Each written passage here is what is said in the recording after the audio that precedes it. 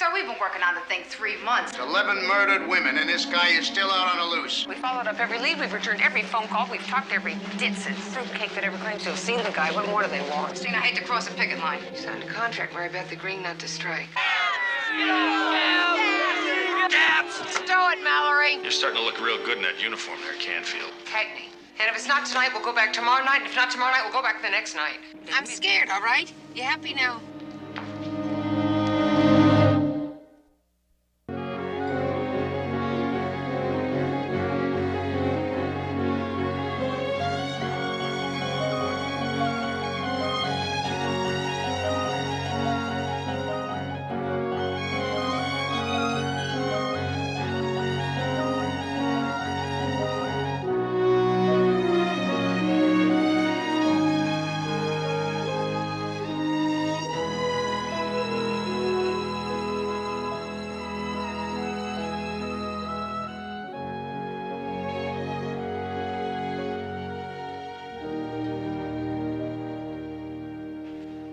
There are 20,000 uniforms in this city.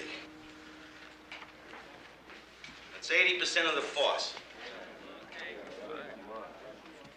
If they walk, your contract binds you to fill in for them until such time as they go back to work. You mean we gotta go back on the beat? In uniform and in blue and white patrol cars. Failure to do so can result in the loss of your gold shield and a proportion of accrued benefits. Mr. Graham, how about 5,000 detectives and supervisory personnel going to cover the city? Badly. But at least there'll be a police presence. And that's why they want you in uniform. Al, if you remember, when the Patrolmen's Brotherhood went out in '70, a lot of the detectives called in sick to support them. Right.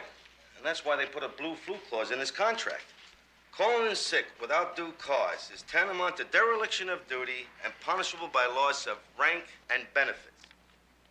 Could we talk about the meeting, sir? I don't want to hear about that. But the strike vote is tonight at midnight, sir. Look, either they're going to walk or they're not going to walk. There's nothing that you and I can do about that. Now, tell me about this Don Juan thing. Where are you? Well, we're questioning florists and following up all the leads. In other words, you know her.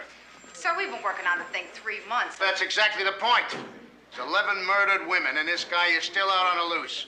It's all over the papers. And City Hall is getting pressure to act. So they're putting together a special homicide task force to coordinate this investigation. What exactly does that mean, Lieutenant? It means that a group of detectives was going to work exclusively on this case. They're going to have their own headquarters, their own budget, and their own personnel. But we caught the first homicide. 8 of the 11 victims were found in this precinct. It should be our case. Well, it has been, Cagney, like you said, for 3 months. Does it mean that Chris and I are off it? Lacey, these guys got nothing else to do but to solve this case. They got access to the latest computers, and they got enough manpower to follow up every single lead. They're pros. So what are we, chopped liver? That is not what I meant, Cagney. And you know it. Now, you go down there and you talk to them. You give them what you can. They're going to want a copy of your case file, and then I don't see any reason why the two of you can't help out on this case in your spare time. What spare time? We each get an hour for lunch.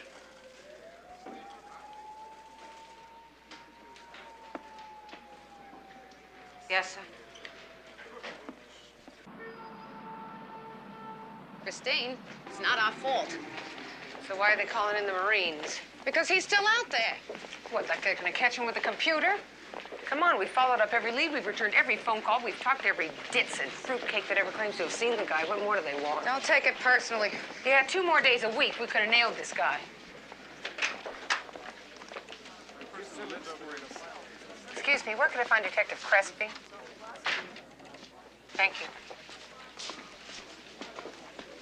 Look, I don't want to hear any excuses. I don't want to. Detective Crespi? Yeah, that's me. What do you want? I'm Detective Cagney. It's Detective Lacey. We're from the 14th. We caught the first homicide. Is that it? Yes, sir. Yeah.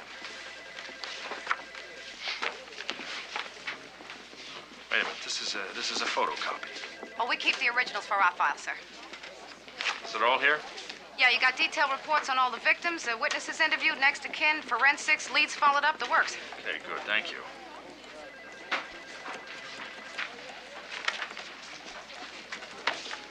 Okay, I'll be in touch if I need any clarification. Excuse me.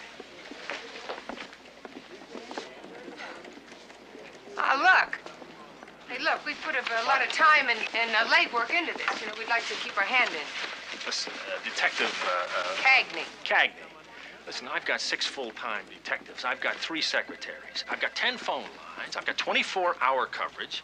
And I've got direct access to computer time. Now, that should be enough manpower, don't you think? Well, could you call us at least if you get a break? I mean, we got a lot of groundwork Yeah, there. we'll do.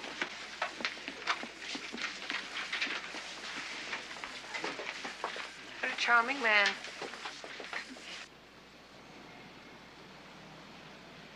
Honey, they've been working without a contract since January 31st. I don't care. Cops are special. It goes with the territory. They're only trying to keep up with inflation. They got the same as we do. Rent, gas, and electric. The kids wear shoes. Mary they go Beth, to you the become a dentist. cop, you take an oath to protect society. It is an essential service. I mean, you think doctors should be able to go on strike? Doctors are different. Yeah? Well, all I know is if those guys walk, this city's gonna be a war zone.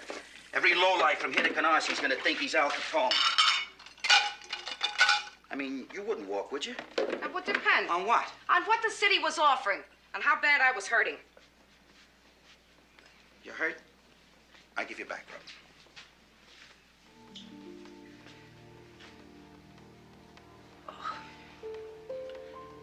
Oh. Magic touch. Come on, let's get into bed early tonight. No, I'm gonna stay up listening to the news. Why? So you can lose a night's sleep? Find out soon enough in the morning. Come on, there's some mint chocolate chip ice cream in the freezer. We'll have an orgy. What kind of a girl do you think I am?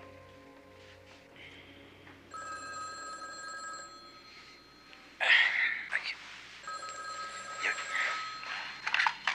Hello? Christine?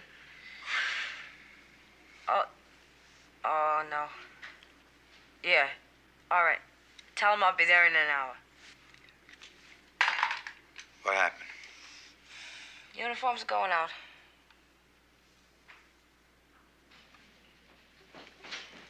Oh.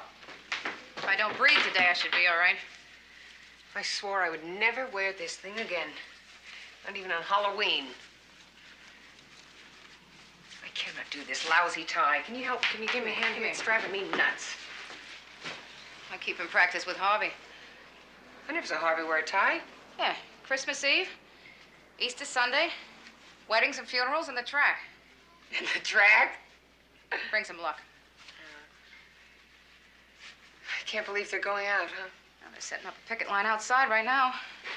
Terrific. That's all we need. Police harassment. Thanks. Christine, I hate to cross a picket line. It's not your union. It used to be. Well, it's not anymore. You know that lettuce thing? I used to walk 6 blocks to go to another supermarket, do my shopping, so I wouldn't have to go in the one around my corner. Well, get ready. You heard what the union rep said. You could lose your gold shield. Yeah? And the people on that line could lose their rent money. You signed a contract, Mary Beth, agreeing not to strike. So did your father, but he went out. What does my father have to do with this? That was a long time ago. A lot. Because he went out, you and I have better pay. Better medical and pension benefits, better hours. You paid your dues, Mary Beth. For 10 years, you wore the uniform. Come on. What if it was us that were going out? I don't expect anyone else to fight my battles for me. Let's look at us.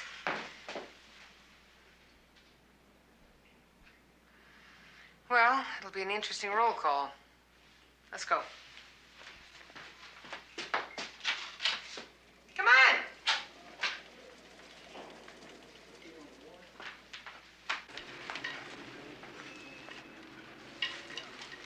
Hey, you're pretty good with that thing. My first beat was Dyckman Street, Washington Heights.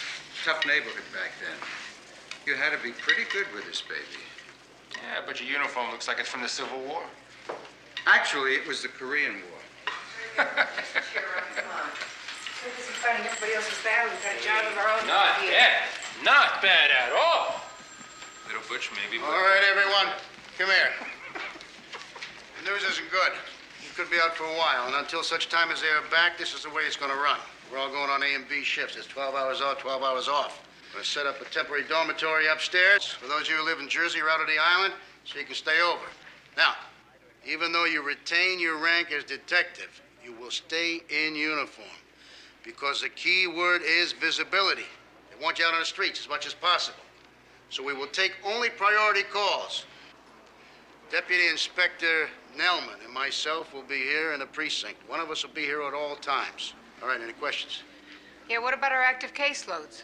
Well, you stay with them if you can.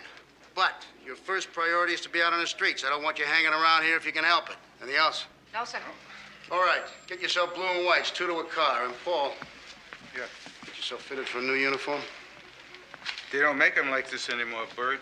No synthetic fabrics. I don't care. You look like the Keystone Cops. What's funny? Oh, it looks like a suit of armor. Hey, wait a second. Sonny, no wonder you never got shot. Wait a second. Where is Petrie?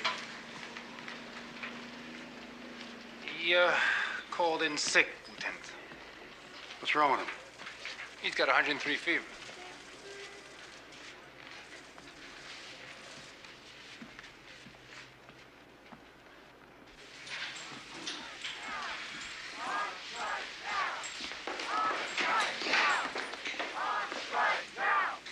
Come on, you want to stay in uniform forever? No. We're bound by our contract. Just keep on walking. On strike now!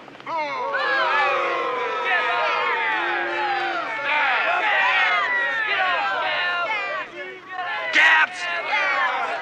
Stow it, Mallory. Get out of here! Traitors! Get off! You get in trouble someday, Cagney. Don't bother radioing in for a backup.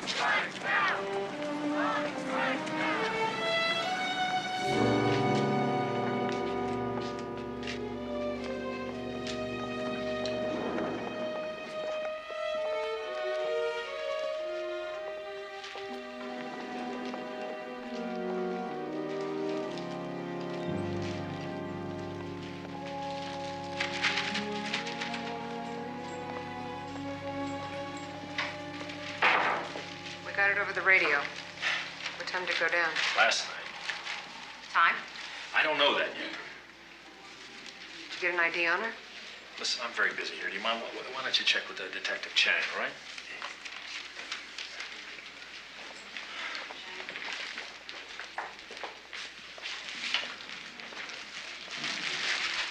Does it look like number 12 to you? Don't give me an attitude, Crespi. You're a detective, just like I am. You're starting to look real good in that uniform there, Canfield. Cagney. Cagney. Cagney. So how is it you men are not in uniform? Well, we just don't look as pretty in them as you do.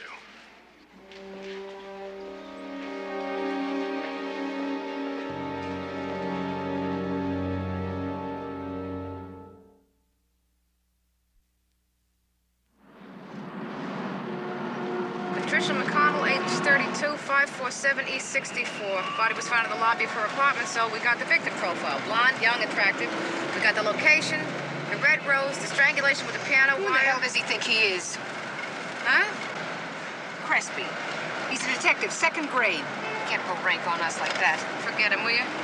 Well, I don't like his attitude. All right, Chris, listen to me. The key to the thing is figuring out how he knows where they live. All the victims were found within 2 blocks of He their acts like he's the apartment. only detective in the whole damn city. Will you give it a rest?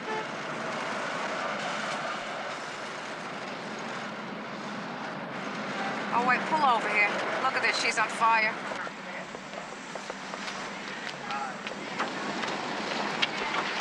What, he's on fire? No, he slammed right into me. It was his fault. My fault, lady. You didn't signal. No signal lights, no brake lights, no nothing. She just stops.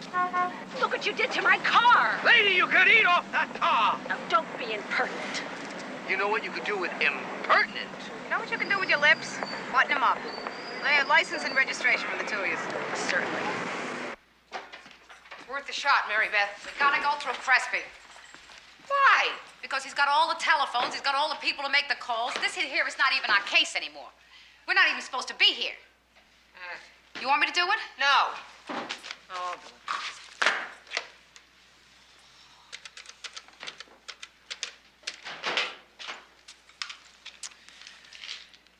Detective Crespi, please. Detective Cagney, 14th. Probably forgot my name again. Yeah, Crespi? This is Cagney. Cagney! Look, we have a theory we thought maybe you'd like to follow up. We figured the killer had access to the victims' addresses through a bank. You know, like a bank teller or a loan officer or somebody. 9 out of the 12 women worked, and they all probably all had bank accounts, and so we thought if you wouldn't mind calling the next of kin or their employers, you could find out where they banked, and if it's all the same bank, it'd be an awfully... You're welcome. What did he say? Thank you. That's what he said, thank you. He won't do it. I'm telling you, he won't do it. Come on, we gotta get back out there. Wait a second, I'm calling Marcus, see how he's feeling. I'll get it. Hello? Oh, hi, Mary Beth. He's in bed with the flu. Yeah. Okay. Yeah. Thank you. Bye-bye.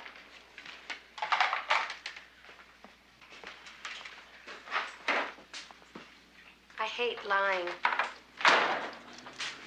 Then don't. You're gonna find out sooner or later anyway. Unless you know a doctor we can bribe. Marcus, what if they take your gold shield away? Then I'll resign and you won't be married to a cop anymore. And you won't have to complain about the hours Don't and the pin danger this and... on me! Well, get off my case, Claudia!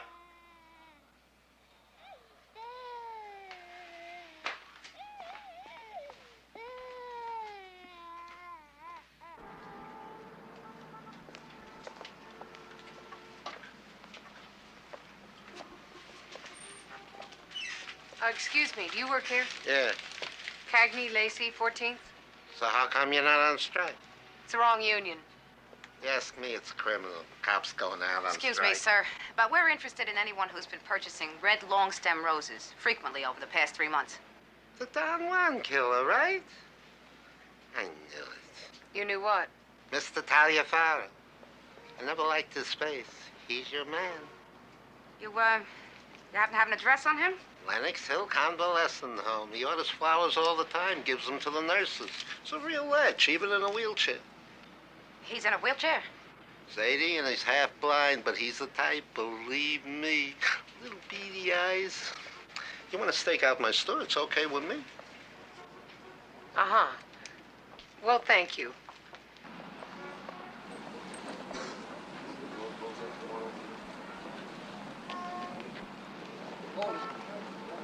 Half hour, 40 minutes tops. Is Michael in bed? Did you give him his allergy medicine? Yeah, the best. Yeah, in a while. Bye-bye. Christine, quitting time. Crespi never called back. Forget Crespi, go home, go to sleep. 9:15. Hardly pays. Well, what about this new man you've seen? What's his name, Bob? Any word for a friendly game of poker? How friendly. Just bring your paycheck. Since when do you play poker? I used to play. It's like riding a bike, it comes back to you. Maybe I'll hang around a while, huh? Yeah? Okay. Night. Night, Mary Beth. It's Becky! Deal me in! All right, name of the game is 7-card stud. 2 down, 4 up, 1 down. Ante up. Okay, here we go, riding. Okay, wait. 3 of a kind beats 2 pair, right? Every day of the week. Right. You sure you know how to play poker, Chris? Yes, I used to play at Barnard. Come on. Barnard? I bet you had some wild games at Barnard. Hey, you want to just deal us, Becky? Trey to Cone.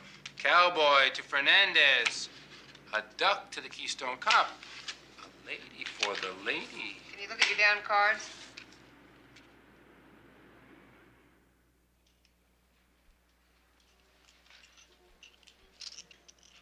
I raise. Oh, that's too rich for me.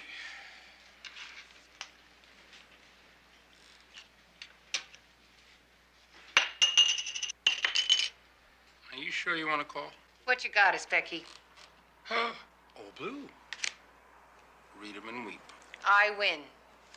Ace, king, queen. Jack 10, a straight. Thank you very much. Oh, a flush beats a straight. Since when? Since the beginning of time. Right, LaGuardia?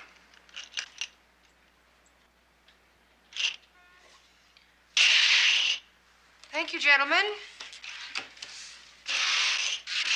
It has been a pleasure. Anytime. Hey, be careful out there. There's no cops on the streets. It's dangerous for a lady to be all alone out there. Victor, we shouldn't take her money. She doesn't know what she's doing. How else is she gonna learn? Hey, you in, come? There have been reports of scattered looting. You've got to keep visible. Take the bus to work. Eat lunch someplace with lots of people around, preferably an outdoor hot dog or pizza stand. Stay on the street. We've got to keep the situation under control. The mayor is considering sending in the National Guard, which is just what the strikers want. All right, questions? LaGuardia, you've got to do something about that uniform. I was measured for a new one yesterday, Inspector. They promised I'd have it today. All right, let's get out there and remember, visible. All right, that's it. Let's go. Where's that black detective? What's his name? Petrie. Yeah, I didn't see him here yesterday either. Oh, he's got a bad case of the flu. What color flu, Bert? Oh, no, Inspector. It's kosher. No, he's running a very high temperature. He send in a medical certificate? Yeah, it's on my desk somewhere.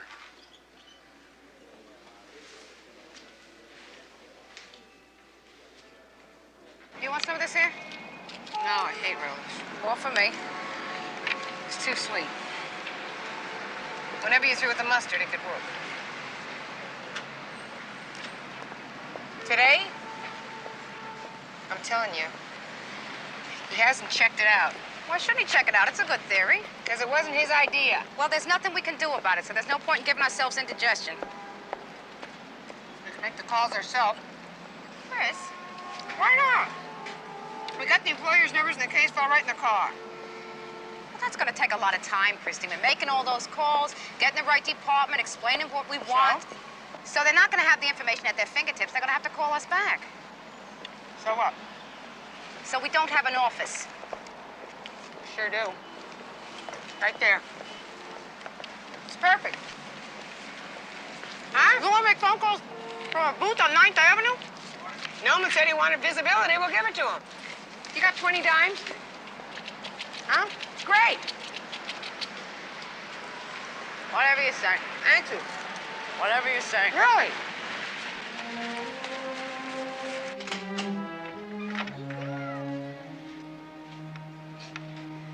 Lauren, can I have a talk with your daddy?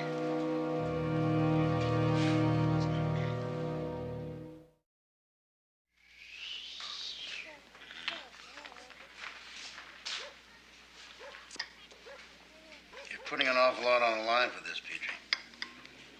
I realize that, Lieutenant. I didn't know you felt this strongly. Kind of runs in the family. My father worked in the steel mill in Pennsylvania for 22 years. He organized the first walkout that mill had ever had. He stayed out for 85 days until they signed a union contract. Your father still alive? Well, times change, Petrie. This is not a steel mill in Pennsylvania, and you've got union representation. This isn't even your union. That's not the point. Well, then how's this for the point? You got a kid to feed now. My father had 4 of us. That gold shield you got. You worked pretty hard for that, Petrie, and it would be a shame for you to lose that. Petrie, I can't cover for you much longer. You don't have to. And what are you gonna do if they bust you down? I'll quit. Go back to school. Law, computers, something. I don't know. I can always boost cars. I know how it's done now.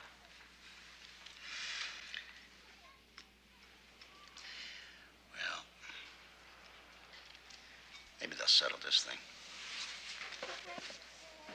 Maybe. Lieutenant. Mm-hmm. I appreciate you coming up here. Well, you're a good cop. You're a damn good cop, PG. Also, you're the only one in the squad who understands his Becky.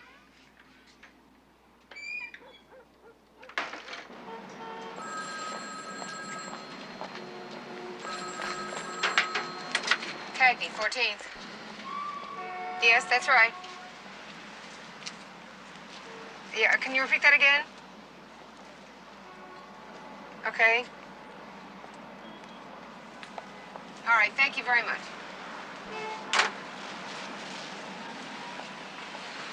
Judy Carver, number 5. Madison Fidelity Savings and Loan, 34th Street branch. Oh, well, that's 5 different banks already. Terrific. Hey, we gave it a try. I wonder what Crespi's doing. Probably playing with his computer.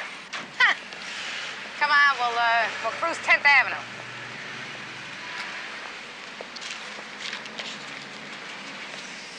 Visible. 6 of Hearts, Flushing. Flushing, nice town. I spent a week there one night. So what are we gonna do, Cagney? Bluff? Raise. I think she's running him up the flagpole. And no one saluted. Call and raise. Call. Sayonara. Full boat. 7's over Johnny's. Does that beat a flush? Even at Barnard. I'm going downstairs for a while. Victor, this is criminal. It's like taking candy from a baby. Look, did you see anybody twist her arm to play? She's dropping her whole week's paycheck. Oh, teach her a lesson. Look, you see, she's trying to compete and prove herself in a man's world. I mean, poker's a man's game. It takes a certain intestinal fortitude. What do intestines have to do with it? It's a figure of speech. Come on, whose deal is it? Your deal.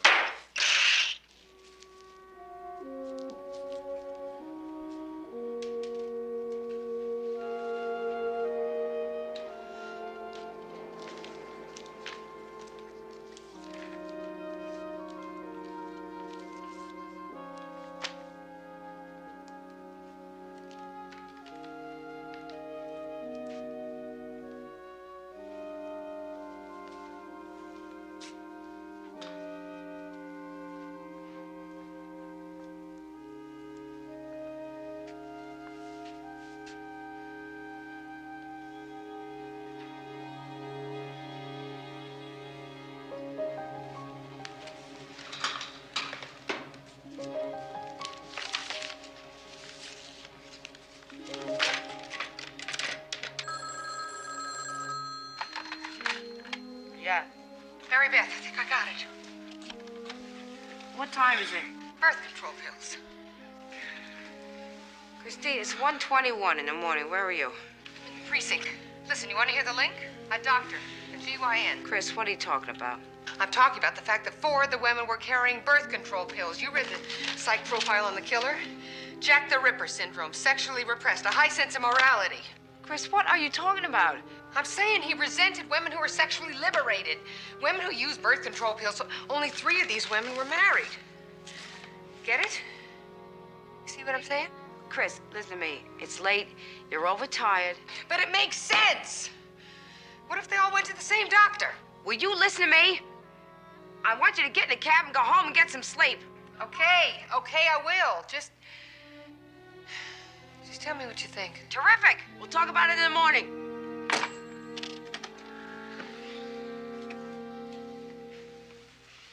What's going on? Nothing. It was Chris. She okay? Oh, certainly. 1 o'clock in the morning. She's still working. She's terrific. Terrific. I'm sorry, honey. How sorry are you? Harvey.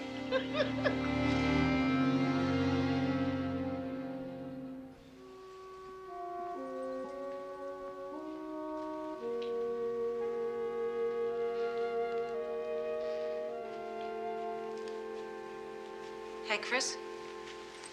Hey.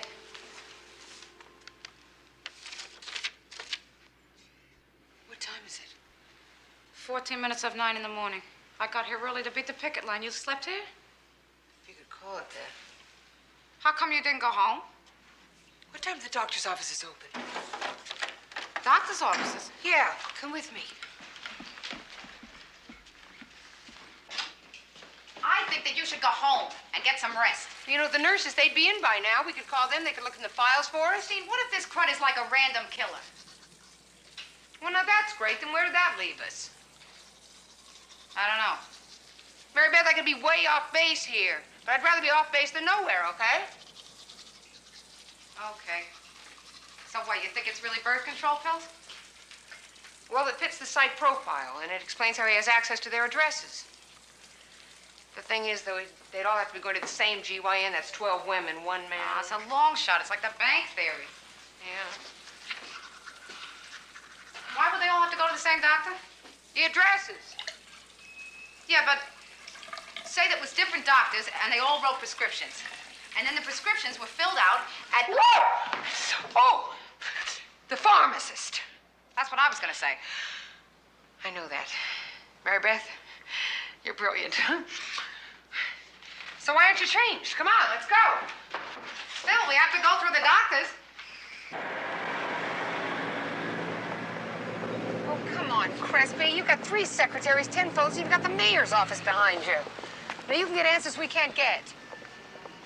I know it's a shot in the dark. What, the banks?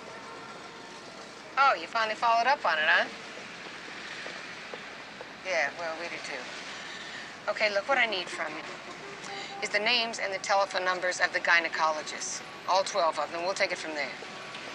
And I promise you, on my gold shield, I will never bother you again. No, never. Not one word, not one phone call, not for the rest of my entire natural life.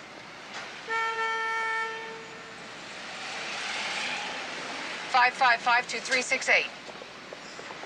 Okay. You think he'll do it?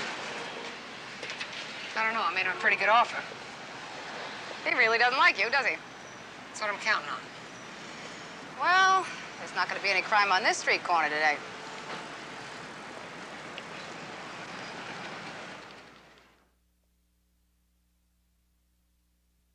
I'll find it. Yeah.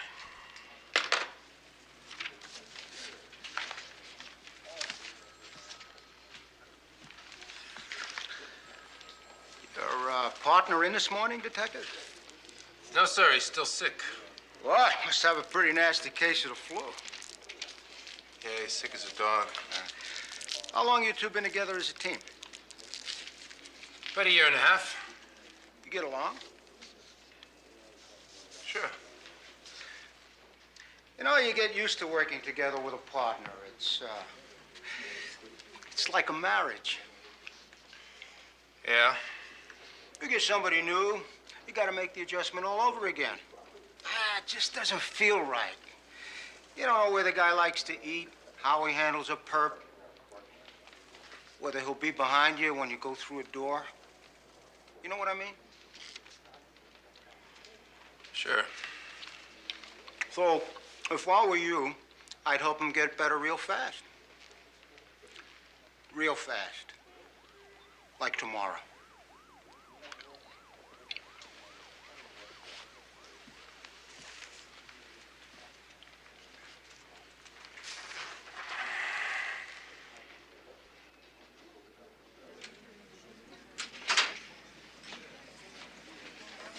I played your favorite song, Marcus. You're driving the number 9 nail right through the center of my heart. You want a beer? Nah, drinking on duty's bad enough, but in uniform. They'll have me on traffic detail for the rest of my life. Sorry, I forgot. Must be tough being back in uniform. Nah, it's not that hard. This thing fits me pretty good. And you should see the looks I get from the broads. Women, Victor, women. Hey, you been hanging around with Cagney Lacey? So, how's everything down at the station? Great. Great.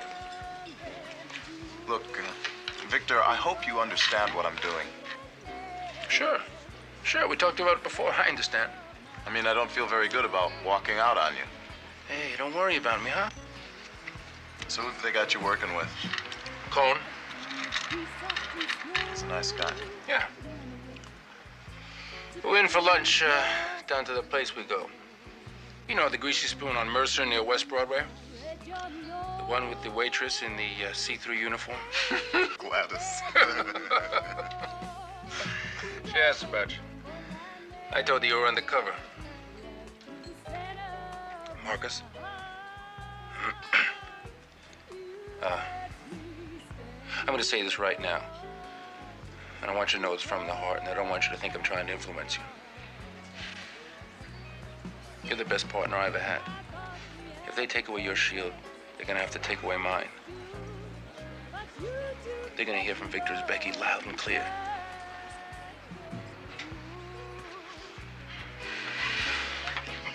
We reached 10 of the doctors, and every single one of them had written a prescription for either birth control pills or devices within the last 3 months. The dates of the prescription correspond within a day or two to the murders. 7 of them were the same night. Okay. But how do we know which drugstore they got them all filled at? 3 of our doctors phoned in prescriptions to the same drugstore, 44th and Park. Which happens to be within walking distance of either their offices or their apartments.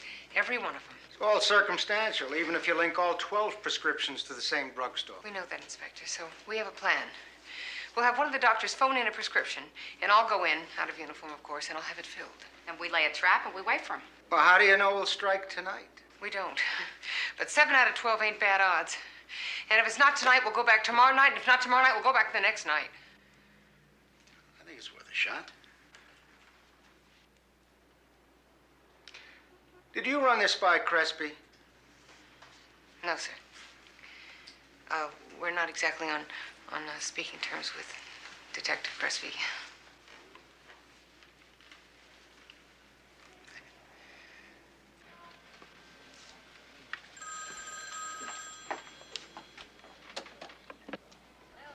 Excuse me. Hi. Hi. May I help you? Yeah, my doctor had phoned in a prescription this afternoon. What's your name? Cagney? Right. Christine Cagney. Dr. Lewis. I'll need an address on this. Yeah, 743 Broome Street. That's with an E. That's way downtown. You work around here? Yeah, over on 48th Street. I just started yesterday. That's why I haven't seen you before. I never forget a pretty face. Oh, thank you. How much do I owe you? $14.49, but you pay up front. Oh.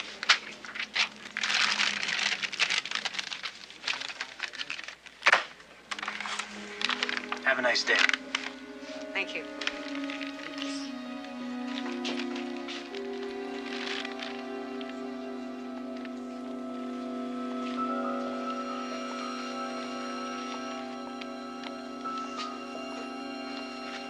Not only be out of uniform, you'll be out of sight. If he sees anybody at all, he may not make a move. Okay? Paul, you'll be down the street in the doorway here like a wino on a nod. You're gonna be our eyes. Miss Becky, you're gonna be around the corner up here out of sight. Cagney and Lacey will be in this car around this corner. All right? You'll all be in walkie-talkie contact. Cagney will have a wire on her. Why do I need a wire? If he makes a move, I'll bring him down. Cagney, you got backups, okay, on the John Wayne number. What I want you to do is to lead him down this street here, around into the alley. Dark, it's narrow, probably be deserted. That's where he'll probably make his move, okay? Everybody straight? Yes, sir. Okay, let's get going.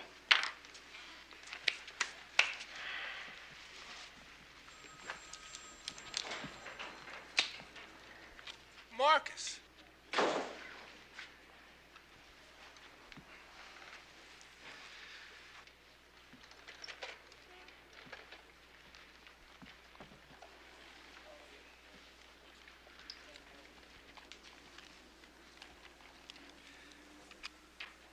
I'd like to spend the evening in an alley on Broome Street. Unless you got something better to do. I don't have anything better to do. Good. Miss Becky will fill you in. You're rolling in 5 minutes. Hey, see you in the car, huh? Hey, Petrie, welcome back. I'm not back. You're here. Victor told me what was going down tonight. I'm here. Tonight. Just tonight. I appreciate it.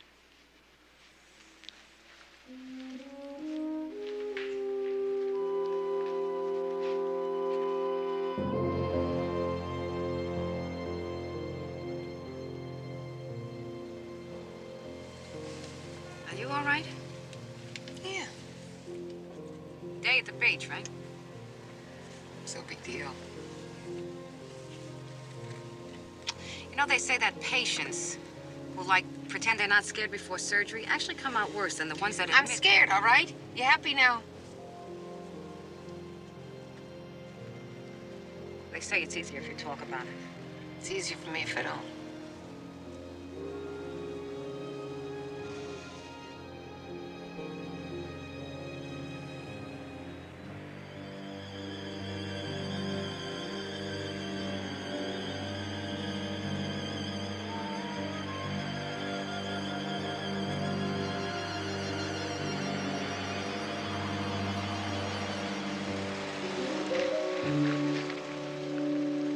Lacey? Reading you, Paul. Car just pulled up across the street at 7:52. Is he getting out? He's just sitting there. All right, let's give him a minute. Becky? You ready to move? Yo. Petrie, you ready? Right. You ready? Yeah. He's staying put.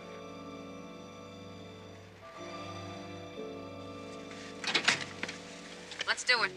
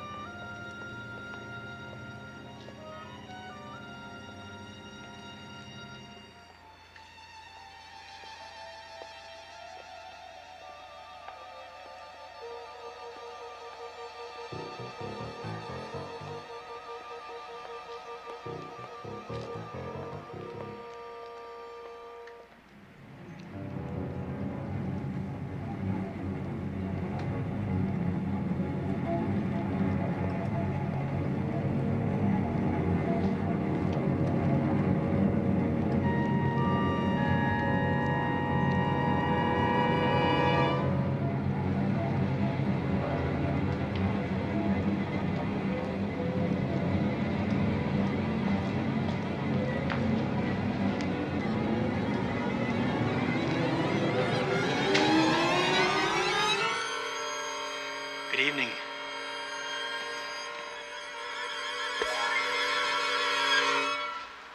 Don't move. We're the police. You're surrounded. Get your hands up.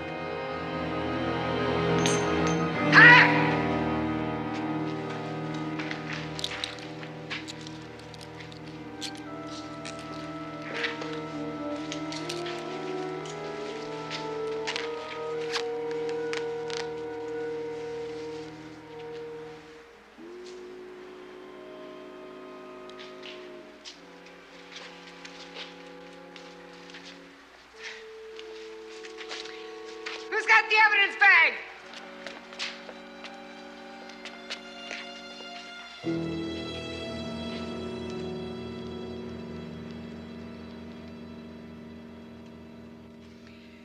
When you didn't re-raise your trips, Miss Becky, I knew you were bluffing. Victor, I think we've been had. We should have guessed when she suggested tripling the stakes. Paul Newman and George C. Scott in The Hustler. Great movie. Did you ever see this, Becky? I thought you learned how to play poker at Barnard. I learned to play bridge at Barnard. I learned to play poker around my old man's kitchen table. Every Friday night. He was a cop, remember? You played? Sure. When I was little, they just let me stack the chips. Then they let me sit in, and by 16, I was a regular. You know, you can get busted for hustling poker, Cagney. It's a lousy collar, isn't it? Mr. LaGuardia, I'm sorry to disturb you, but they tell me I could find you here.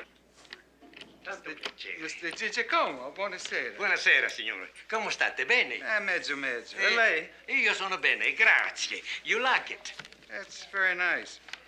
Polyester? 40%. Wash and wear, hang up, dry and drip. Well, what do you think?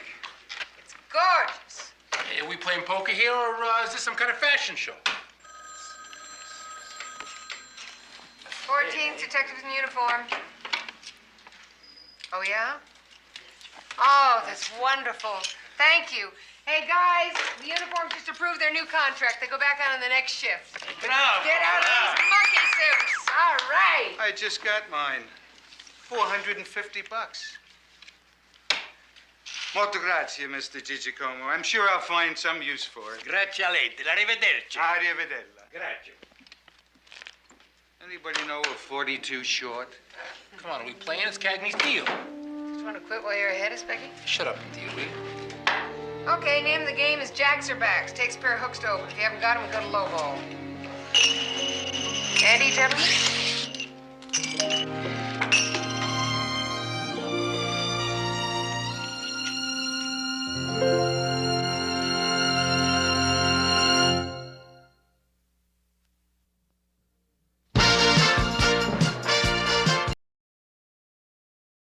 Go to the USO. We'll go to the Siemens Institute. We'll go to bars on the Hudson. Why would a cabbie get out of his cab for a student? I don't know. But Mary Beth, it is called police work. Well, it happens to be my job. Your job is to protect people, not to drive around in a taxi cab waiting for somebody to kill you. What happened? Michael did show up from school. What about the local precinct? I tried them before. They were down at his school. That's the last place he was seen, and that is the best that they can do.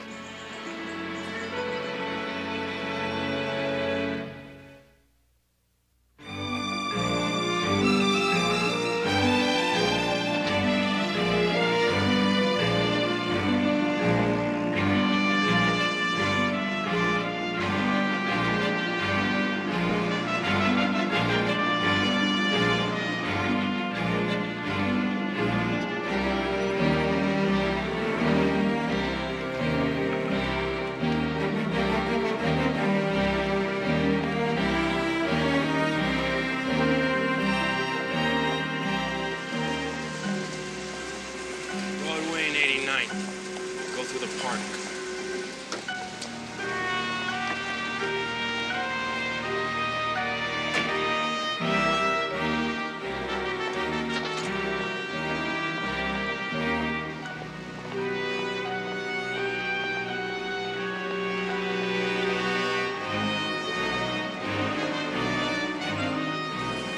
Gorgeous day, huh?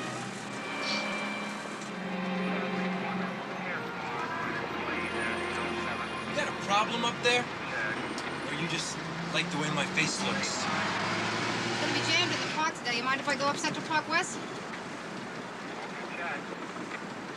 I say, you mind if I cut up Central Park West, 86th? You know, I've been on to you from the start. I mean, you walk in here and you sprinkle the place with powder and perfume, and you think you're the queen of the Nile. Huh? Yeah, you know what I'm talking about. Yeah, you're sitting in your throne and you're swilling down my liquor. Look, mister, Oh, yeah? Hey, you want some rough house? Huh? All right, come on. Yeah. What are you, crazy? I'm pulling this cab over. You sit back where you belong. You make me. Cut that out or I'll bust you me.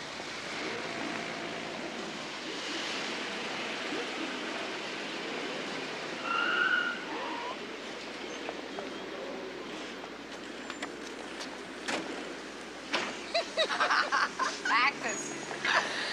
Actually, I thought that was a pretty good imitation, Stanley Kowalski. I love you throwing the guy against the cab and frisking him. He never breaks character.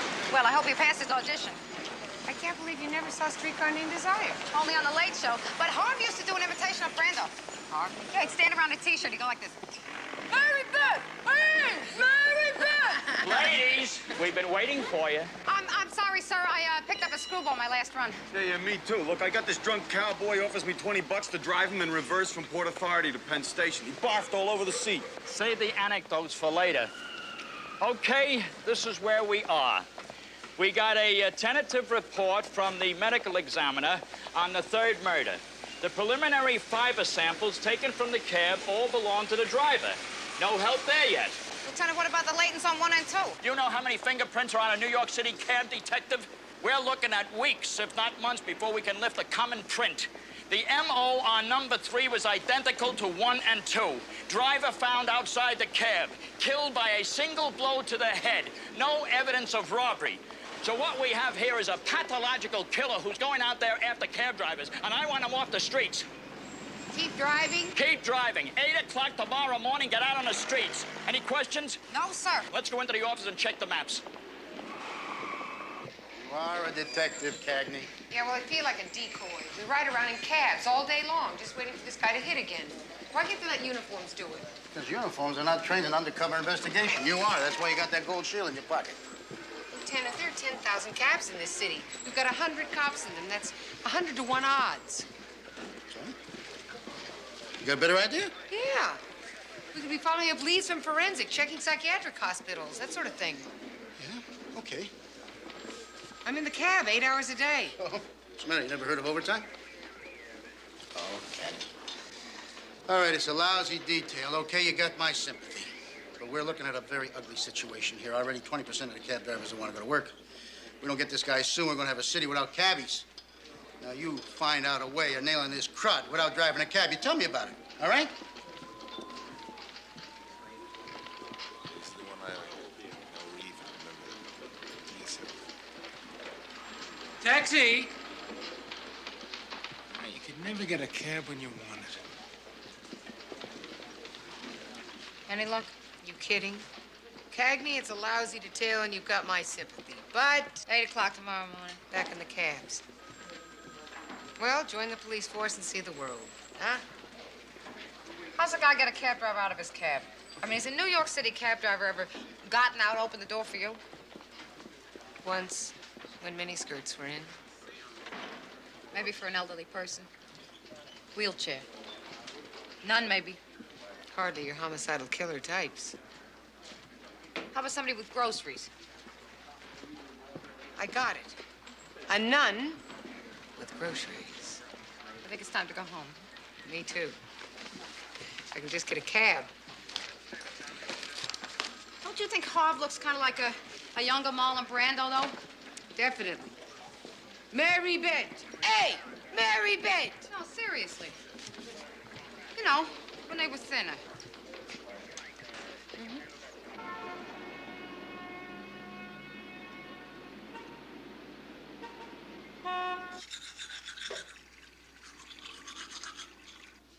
You are a sitting duck out there. Oh, Chris is right in back of me in a backup car. This guy has already killed 3 times. I mean, what is Chris gonna do if this guy decides to kill you? Honk the horn? Huh? Honey, the man's MO is that he gets out the Don't cab. give me this And MO that's business. how we You get- are bait for a killer, plain and simple. Well, it happens to be my job. Your job is to protect people, not to drive around in a taxi cab waiting for somebody to kill you. It is dangerous and I don't like it. Oh, look who's talking here. Who's the one that wanted to work up on high construction with an inner ear problem? Give me this stuff. Nobody was trying to kill me. I'm gonna tell you something. I don't want to be there when they hand me the flag, shake my hand, and tell me about the ultimate sacrifice Detective Lacey made for the people of New York. And neither does Harvey Jr., and neither does Michael. Then don't show up. I don't need you.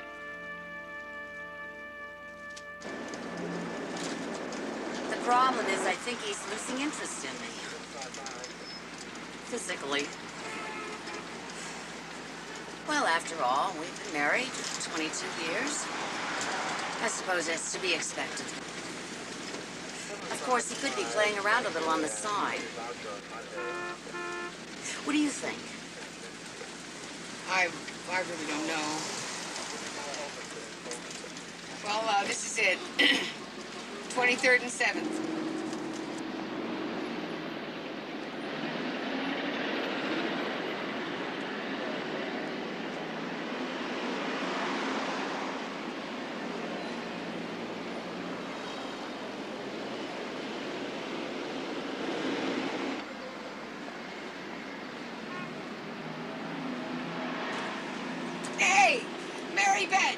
Knock it off, will you, Christine? You want to take a break for lunch? No, I got a better idea. Follow me. Yes, ma'am.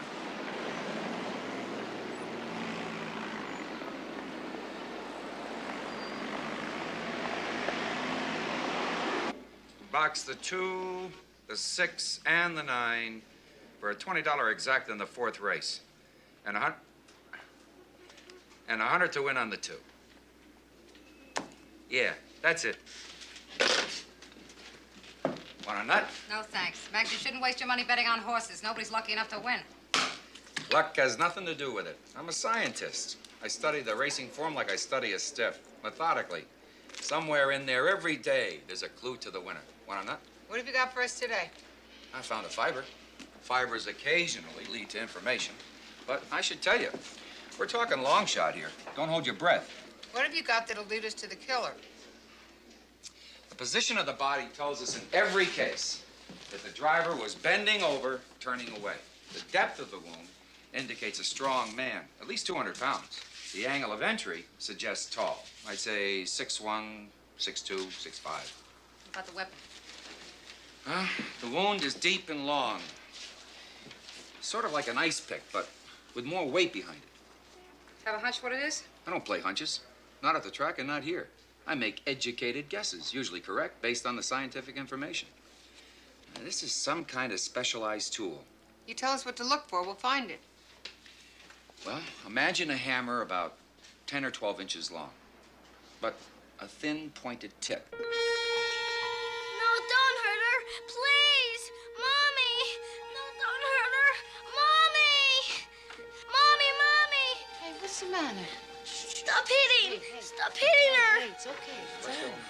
It's a nightmare. You want to warm up some milk, huh? You were bleeding. He hit you. No, sweetheart. I'm not. Mom is right here. Look at me. See? But I saw it. Don't wake up your brother. Come here. That's cool. There we go. You had a pretty nasty dream, huh? Yeah. Well, what do you say? I'll read you that book about the boy that built the treehouse, huh? You used to love that one. I'm too old for stories. Oh, I don't know. Sometimes when I've had a bad day, I get your daddy to read to me. Don't go to work tomorrow. Huh? I heard you fighting about the taxi driving last night. Daddy said it's like being a sitting duck. No, but baby, it's not really dangerous. I got a backup car, got a radio. Why can't you ask Mr. Samuels? They'll just my notes. Like maybe you could answer the phones. Well, Michael, you know that Lieutenant Samuels gives me my orders, right? So he would never order me to do anything really dangerous. Yes, he would. You're gonna get killed. No, I I'm know not. it. No, I'm not. Please don't go out in the cab again. Please. Okay, Michael, I won't. Okay? I'll ask Lieutenant Samuels to give me something else to do. You promise? Mm-hmm. Cross your heart? Cross my heart. Give me a little. You feel better?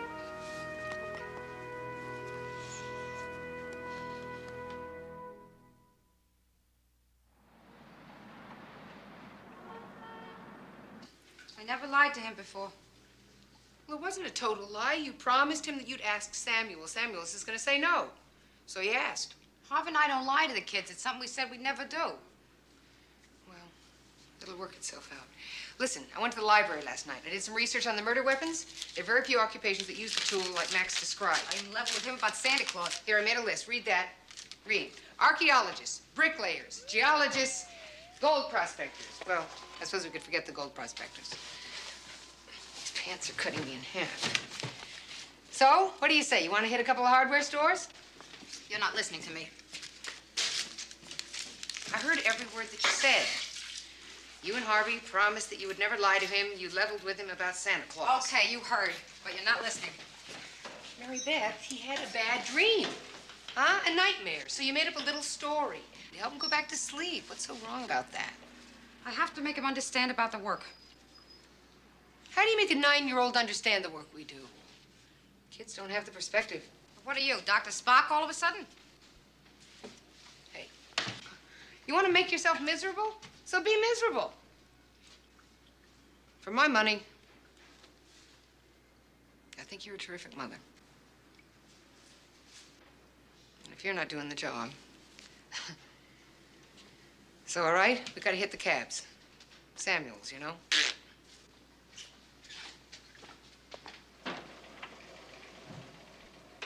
Terrific mother. Come on, gorgeous. Time to get your fingertips dirty. Artie, I think you've outdone yourself with this number. I'm a mime. You're a pickpocket. You're a lousy pickpocket. Yeah. Watch this. Man in a box.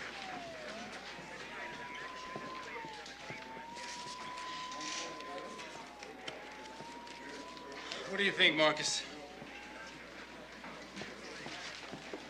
I think his future is in picking pockets. You're a Philistine, Petrie. You've got no sense of the absurd. You're completely overlooking the existential statement inherent in the man in the box. You see, Marcus, we're trapped. Arnie, please.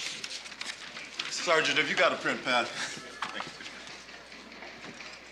You're supposed to be driving a cab, not studying archaeology. We're on our way out, sir. How you doing, Arnie? Love the outfit. 8 hours in a cab means 8 hours in a cab. What's this clown doing in here again? Mime. Watch this, Lieutenant. Eucalyptus tree in the wind. A mime is not supposed to talk.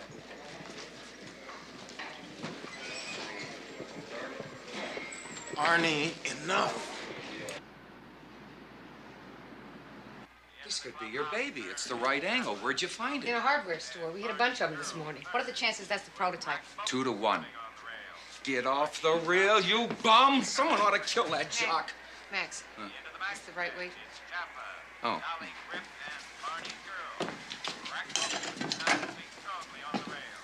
21, 22 ounces in the ballpark. Think rocks, and you're on the right track. Geology. 3 to 2. Can you beat that? Max. Falls apart in a stretch like a cheap suit. Kiss that sawbuck goodbye. Max, did you get anything on the fiber? Check with Connor on the first floor. It may have come in this morning. Thank you, Max. Bernie, I want to get down on a second. What's Dolly's gift going off at? Out of the 1,646 discrete fiber traces found in the 3 victims' vehicles, we're able to establish positive matching on 11 fibers. 8 should be disregarded forensically due to generality in the sample, e.g. polyester, Orlon, Dacron, etc. Get to the point, will you, Chris? Of the 3 remaining fabrics in the sample, 2 are outside normal testing limits for admissible evidence, leaving a pure wool dye number 3346 blue, commonly found in U.S. Navy issue heavy coats, commonly called pea jackets. This fiber is made especially for the U.S. Navy and is not available elsewhere. You hear that, Mary Beth? Pea jackets. We got something. Yeah. If you don't move the cab, we got a riot on our hands. Let's go. Let's get moving.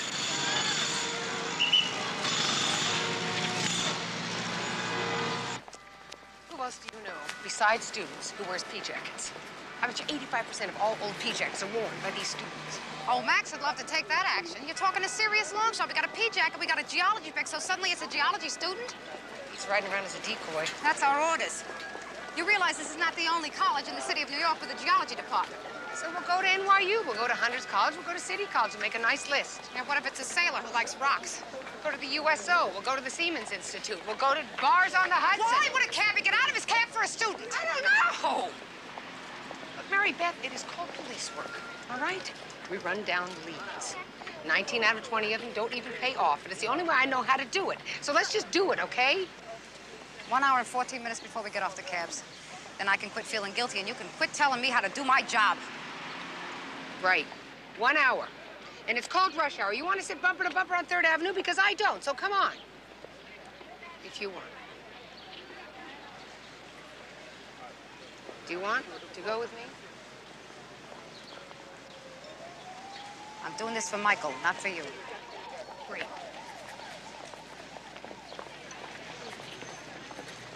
Geology student.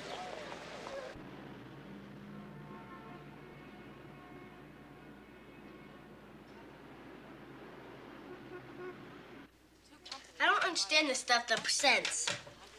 Can you help me?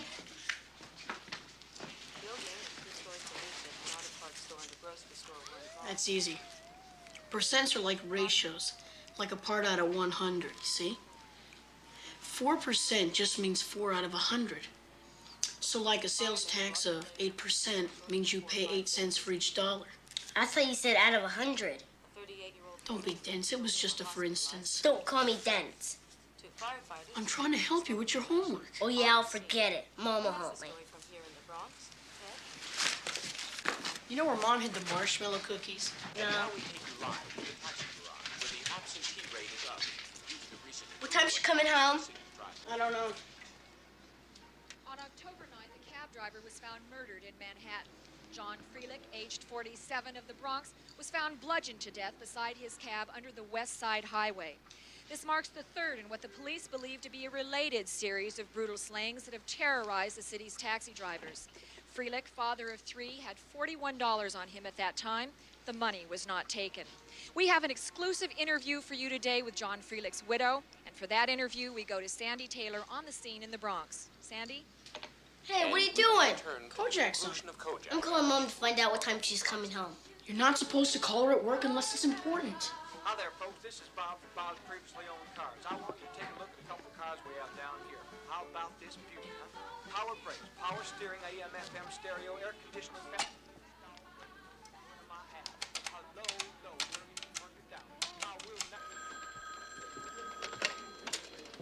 LaGuardia, 14th Squad.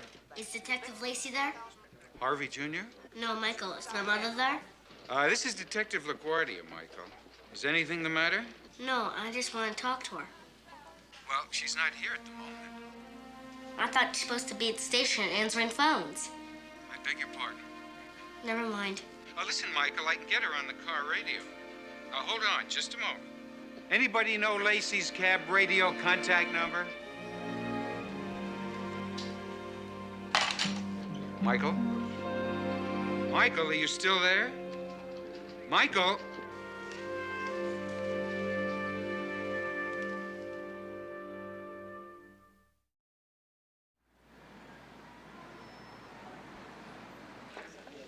The lady at Hunter was certainly testy. It's not privileged information, and I can always subpoena it. Chris, you know how long that takes? I know that. But people in these registrar's offices don't. Swell. How do you figure we're gonna get computer time for this? Halper owes me a favor. I got her 2 tickets to a sold-out Vivaldi concert at Lincoln Center. Oh, opera. Chamber music. The cellist lives in the loft beneath me. Here they are. And what exactly do you intend to do with this information? This is an ongoing criminal investigation, ma'am. We want copies of the names and addresses, dates of birth. We want to run it against a criminal records program. You really don't think anybody in this department is a criminal now, do you? We certainly hope not, ma'am. Do you have a copy machine nearby?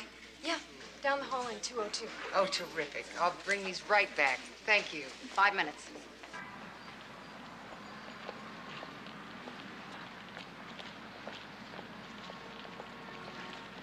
Three possibles, 2 with misdemeanors, 1 of the 2 misdemeanors, also with a Class E felony. What's the felony? Marijuana. Not interested. What about the third one? I always save the best for last. It's your sense of the dramatic. Give me the printout. Cagney, don't be so impatient. Mitchell Kavner, age 28, first arrest, 1979, assault. 1980, assault with attempt to do bodily harm. Remanded to the psychiatric hospital at Spring Valley, New York for observation. 1982, possession of explosives. Reevaluated Spring Valley and released. 1983, June, manslaughter 2, extenuating circumstances. Plea bargained into 3 years probation and psychiatric treatment as an outpatient at Bellevue. Nice guy to have running around at large, huh? You got an address?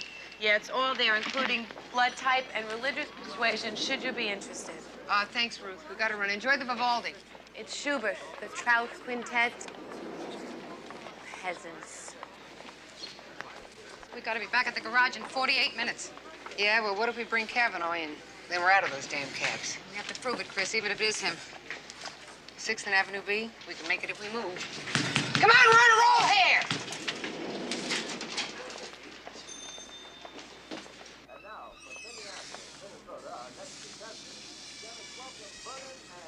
Number 4.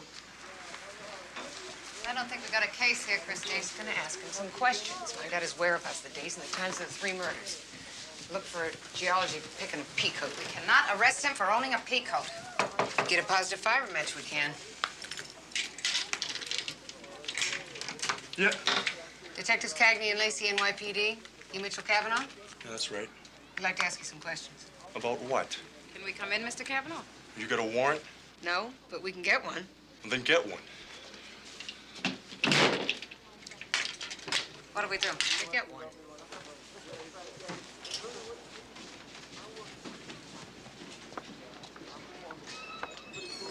You want a search warrant, huh? That's what I want. 634 Avenue B, Apartment 4, Mitchell Cavanaugh. What do you got? Well, we ran down a geology student who has a history of violent crimes, and I want to get back in there and get something substantial. That's pretty weak, Cagney. I know that, Lieutenant. I've just got a gut feeling on this one. The suspect won't cooperate. No. Must be one of those law students, right? No, geology. Oh, rocks, right. You two leave no stone unturned, huh? I beg your pardon? It's a little wit, Cagney. Geology, stone, get it? Got it, Lieutenant. Okay, I'll call the DA's office and see if there's someone there who's got a judge who owes him one. Thank you. How fast can you get it? Tomorrow, if you're lucky. You in the cab? We're checking one out of the garage right now. We're going to be on the noon to 8 shift. Okay. You just keep driving. Yes. Paul. Joe. You know someone in the DA's office who's got a favor coming to him? A warrant? Mm-hmm. A long shot. Try Ken Dickerson. He lost a murder one last week on excluded evidence. I think the judge was Rauschenberg. Hey, what is it with this guy? Is he living here or something? They keep releasing him on his own recognizance, Lieutenant. Domino in Spiritus Sanctus. I like it, but not enough to kiss it. Pickpocketing's bad enough, Arnie. But in St. Patrick's Cathedral? It's a little tacky, isn't it? Pride goeth before the fall, is Becky. No kidding. How much you get this time? 6 wallets and a gold rosary. Not bad, Arnie. I think we may be able to bump you up to grand larceny. The meek shall inherit the earth. Just remember that. Keep it in mind. You still live with your mother in Flushing? Mea culpa, mea culpa, mea maxima culpa.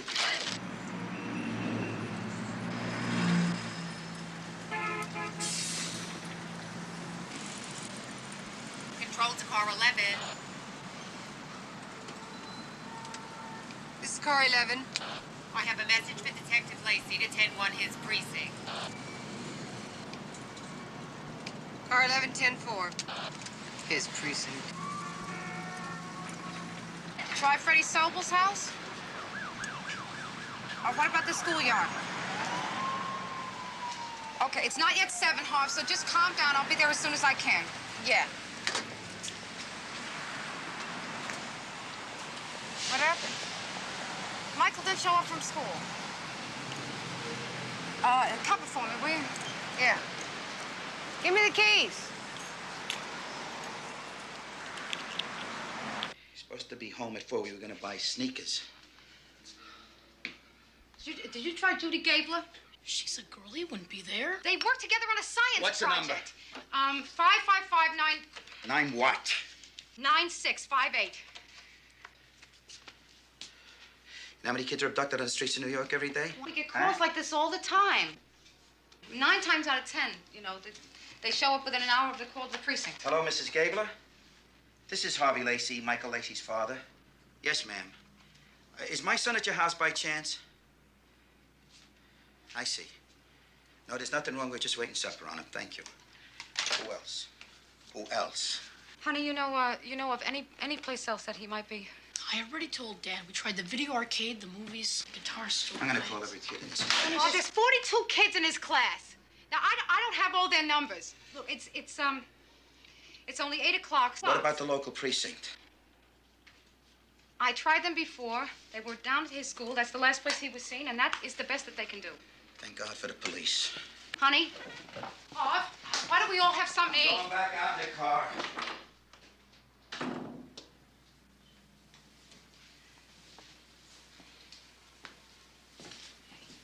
Want something to eat?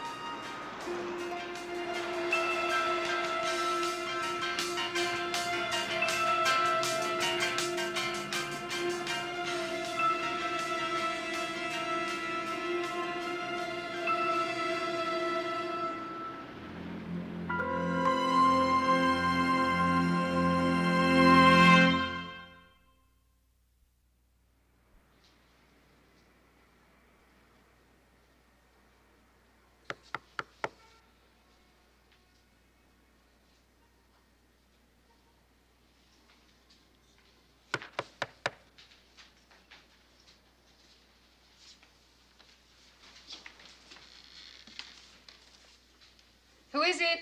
Michael Lacey.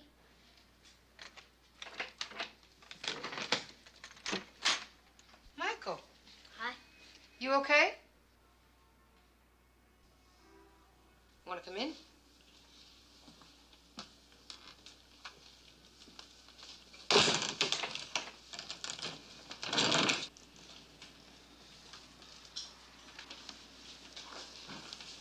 You sure live in a funny place. Looks like a factory from the street. Your parents know you're here?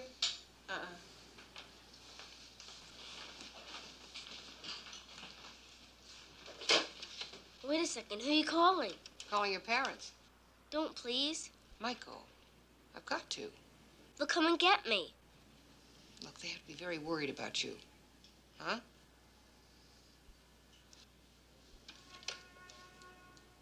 Tell you what, why don't I call them, tell them you're here and you're okay, and ask them if you can stay till 10 o'clock. Is that a good deal? I guess so. How'd you get here? I took the bus to Kew Gardens, E-train to 53rd. I took the IRT downtown, then I walked. There was a man throwing up on the subway. Harvey, it's Chris. I haven't got much. I usually eat out. You like veal pate? What's that? Well, it's kind of like meatloaf. That's okay. I'm not really very hungry.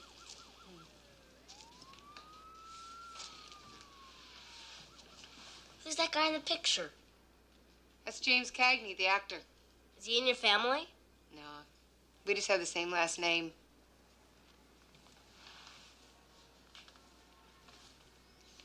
So, what do you think of the Jets? I mean, you think they'll get their act together this year or what? Where do you keep your gun? I keep it hidden. You ever shoot it? I fired it. How many people you kill? I've never killed anybody. How come? Some cops can go their whole career and they never have to shoot at anybody. Did my mom ever shoot at anybody? I think that's something that you ought to ask her. She won't tell me the truth. Michael, is that why you're here? She said she wasn't going to drive the cabs anymore, and I found out she did. Well, she didn't want you to worry about her. About this taxi cab man. I heard about him on TV. He killed 3 people. And we're gonna get him. Yeah. We are. Huh? We got a lead on him. We think we know who he is. So why don't you arrest him? It's not that simple. We need a warrant. We need evidence. Does he really use an ice pick? He uses a geology pick. Aren't you scared? Yeah. I'm scared sometimes. You're pretty. You don't have to be a cop. You could be a movie star. I like being a cop. Thank you, though.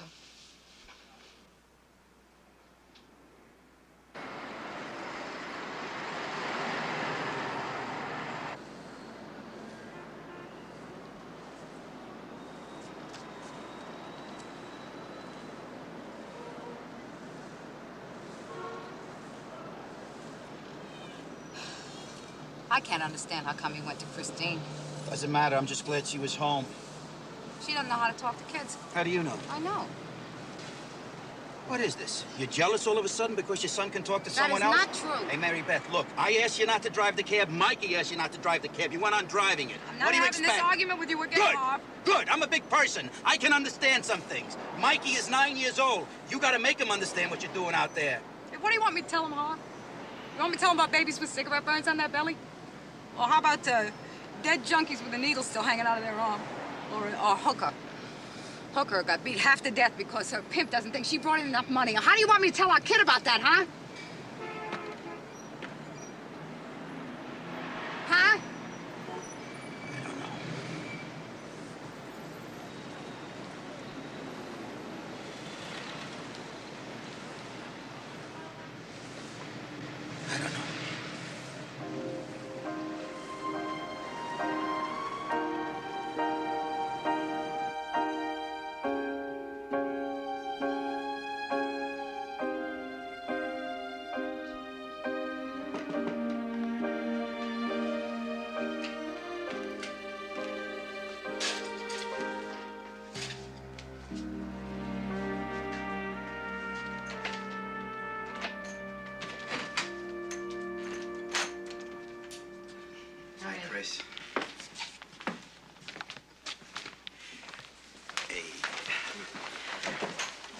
like you, bum.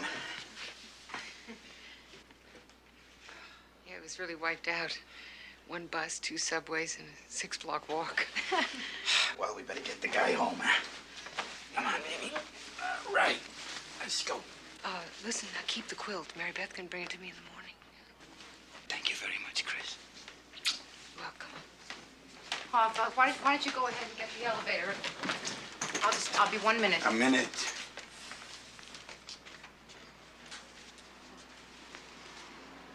What'd you tell him? Nothing he didn't already know. He heard LaGuardia on the phone trying to get the cab radio call number. He's a terrific kid. Yeah. He really is. He's just scared. Yeah. About the cab. Yeah. Maybe you ought to talk to him. I don't know. Hey, what do I know about kids? Did he eat anything? Hey, Mary Beth. Just like Brando. Yeah. Yeah. See you in the morning. Bye.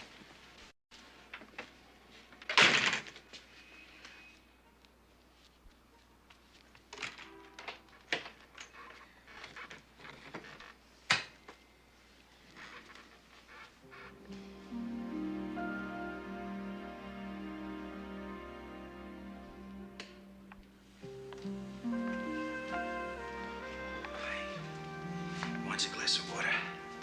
He woke up? Yeah, as soon as he said it's the pillow. Can I take it to him? Yeah, sure.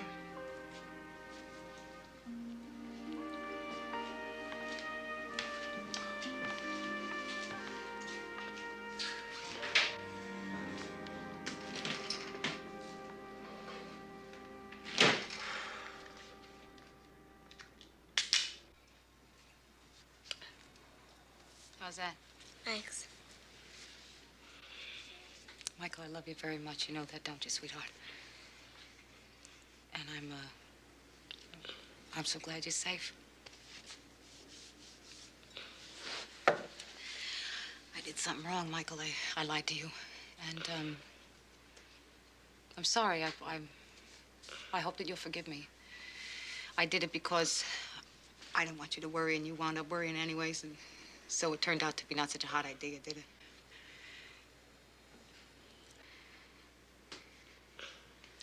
I'll tell you what, though, I learned something very important here. And from now on, if you want to know something, you ask me. I'll tell you the truth. And if you don't understand it, then I'll try to explain it to you, okay? Or could we try it that way for a while, see how it works? What do you say? Oh, come on. Michael, don't do this to me. Don't hold on me. I mean, if you don't give me a hug pretty soon, I'm gonna cry. Come on, sweetheart. We both need it. Give me a hug. Okay.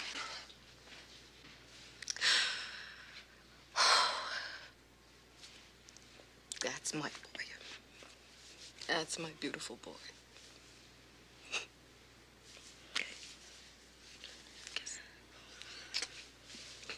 Give me a kiss. Give me a kiss. You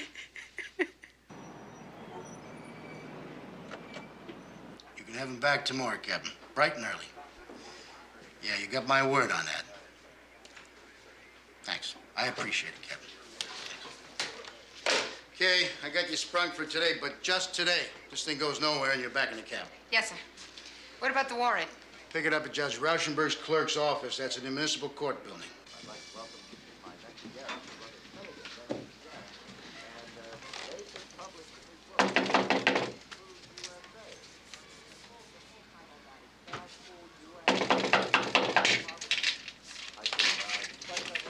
Top of the morning, Mr. Kavanaugh.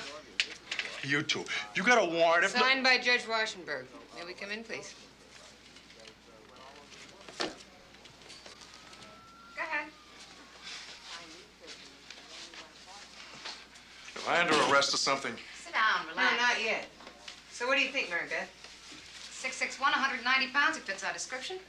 What are you looking for, huh? What are you looking for? Number 2. What do you mean, number 2? You got a geology pick, Mr. Kavanaugh? Hey, you might as well just Miranda me. I don't have to say a word. No, that's right, you don't. Since you're not under arrest, however, we can't ask you questions. If you choose not to answer them, of course, that's your business. Call him my lawyer. Good idea.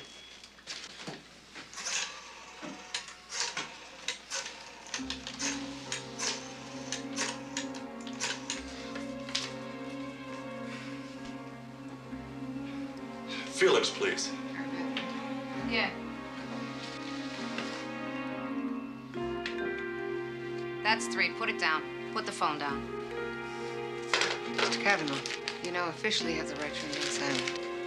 Should you give up the right to remain silent, anything you say can and will be held against you in a court of law. Would you please tell us your whereabouts between 2 and 3 p.m. on Wednesday, September 26th? My client has no memory of that day. How about Monday, October 1st, 11 a.m.? No memory. Well, the last one's only 6 days ago. Wednesday, October 9th. No memory. Mr. Parachenko, why'd you play ball with us here? We're only gonna have to hold your client, put him up in front of a grand jury. Hold him? What are you gonna hold him on, a pea jacket and a pick? He fits the physical description. What physical description? Come on. We've established forensically that the killer was 6 feet, 6'1", 180, 220 pounds. We're waiting now for the fiber test and the latent fingerprints. Those tests come up negative, and you're facing a false arrest charge. I'm talking 300-400 grand, easy, out of court. Lieutenant wants to see you both in his office right away. Why don't you see if you can remember something in the meanwhile?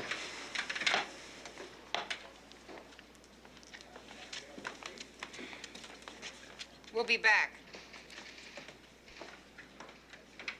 I think he's our man, Lieutenant. His attorney won't let him open his mouth. He fits the physical description. It's not your man. What, the fiber test come in already? What's he got, an alibi? Doesn't need an alibi. They got the killer a half hour ago. Caught him in the act. An undercover officer made the collar, Cagney. You want to know what the MO was? How he got them out of the cabs? Yes, sir. A wheelchair. He used a wheelchair. Cabbie would pick the guy up, put the wheelchair in the trunk, then they go for a drive to some out-of-the-way place, and when the cabbie got the wheelchair out of the trunk, started to set it up, well, you got the rest of it, right? Yes, sir. Is he at least wearing a pea coat? Why don't you read a copy of the report from the 12th? They made the collar. But I'll tell you one thing. You got one thing right. Geology pick. They found one on him. That was good work. Thank you, sir. Come on. What are you looking like a pair of drowned puppies for? Guy's nailed. You two got the lead on the murder weapon. Killer's off the streets, huh? And you don't have to drive a cab anymore. Thank you, sir.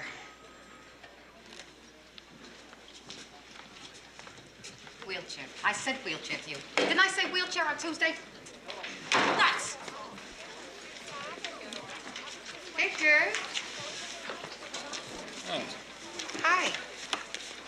Would you do me a favor? sure. Well, there's this man over in the interrogation room, Mr. Kavanaugh, and he has his attorney, Mr. Parachenko. And I was wondering if you'd just go tell them that they could go now. For me? Sure. How you doing with the cabs? I got promoted. Thanks, Victor. Sure.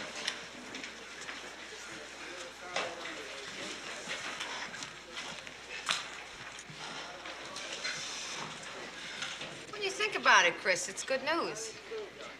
Michael Lacey, for one, will be delighted. How is the truant? You know, you're better with kids than you think you are. Thank you. Thank you. Hard to believe, huh? With a pick and the pig coat, physical description, no alibi, it's hard to believe. I'd like to get that guy on something. I'd like to get his lawyer on something. False arrest suit? Did you check the suit on him? $29, 14th Street. Hand me that pending file, will you? Take your pick. Okay. We got a burglary, grand loss in the auto. We got a bar armed robbery. No witnesses there. 28 people. We're inside that bar. Nobody sees anything. How about a flasher on the BMT? Give it to the transit police. How about lunch? That's a good idea. Let's go someplace outrageous. Diamond. I have this sudden urge for scampi. I have $16. My treat. Oh, wait a second. I forgot the keys to the car. We'll take a cab.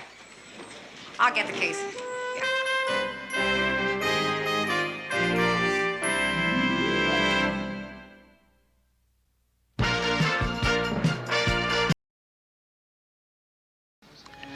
I love her so much, Chris, I can't even think about losing her. Whatever it is will blow over. The best marriage in America is not finished. How could you do a thing like that? How could you go to Christine with something like that? I don't understand that, Harv. Mary Beth, will you talk to me? Talk? Yes. You want to talk about how we'd feel in case maybe I have breast cancer? Okay. In case maybe I have breast cancer. You go first. Even if it is cancer, no one said you are going to die. Yeah, maybe I'll get lucky. Harv, maybe they'll just cut me in pieces and pump me full of chemicals. Mary Beth, he's a cancer specialist, and I think you should see him now. Harvey, I'm scared of dying.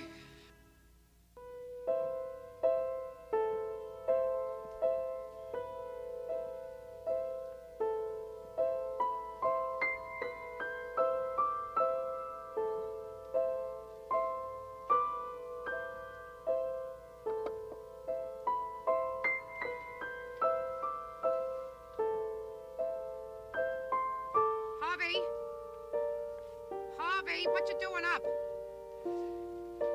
Go back to sleep, babe. I'm just getting a little bicarb.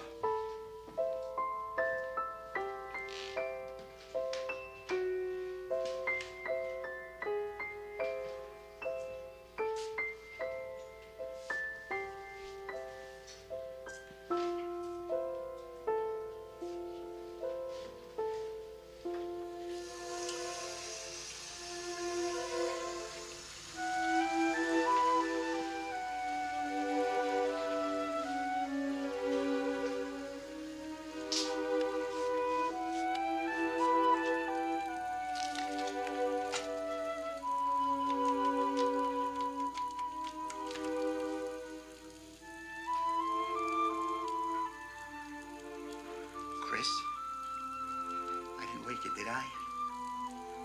It's Harvey Lacey. I'm really sorry to bother you this time of night. You don't have a date or anything, do you?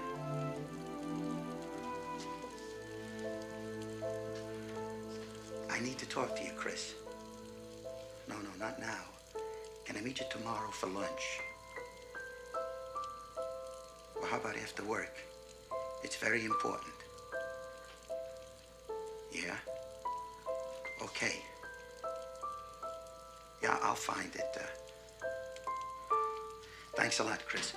Look, I don't want Mary Beth to know about this, okay? Please, Chris, this is just between the two of us, okay? Thanks. I'll see you tomorrow then.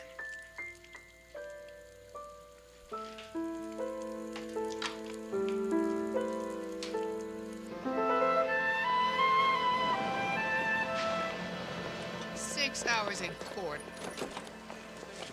I'm telling you, the man should be removed from the bench. No probable cause?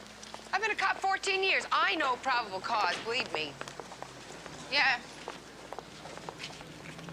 Mary Beth, you all right? I'm fine. Why? I'm not even weird lately. Weird? What does that mean? Quiet. You're supposed to be quiet in court. Thank you very much. You don't speculate, you don't accumulate. What can I do for you, sir?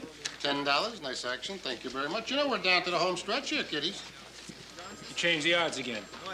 You got Petrie at even money to pass the sergeant's exam, and you got me at 5-1 again. I only call him the way I see him. Your eyes needs checked. If I'm not the heavy favorite, I don't know who is. Only with yourself is, Becky, and if people don't start picking up on your action, those odds are going to get even longer.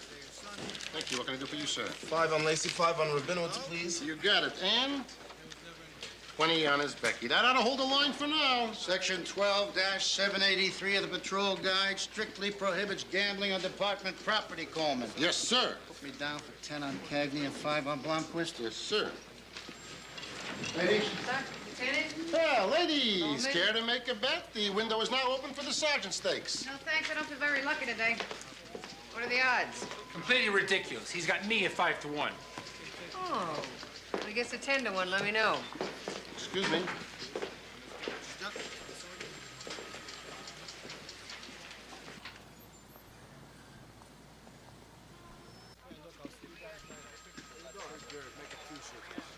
It's after 5 o'clock. I thought you left 20 minutes ago. Got things I want to finish here. Oh, let it wait till morning. That's what I'm gonna do. That won't take long. I thought I was the workaholic around here. I'll get caught up. Lacey, 14th. Yes, I remember, ma'am. Please, tell me your name and address. And your son's name. How old is Kevin, Mrs. Taggart? And he was due home when? What, did you check with the neighbors? What about his friends, ma'am? No. All right. All right, we're gonna need to come over there. Half hour tops. All right, ma'am. Half hour? 8-year-old. Never came home from school. Mother sounds very upset. She kept our card from some community action meeting. Well, let the other shift take it. We're supposed to be off duty here. Come on. I know those guys. They're gonna put her off till tomorrow. You're probably right. I'll go. You don't have to go, Christine. Oh, hey, I gotta stay uptown anyway.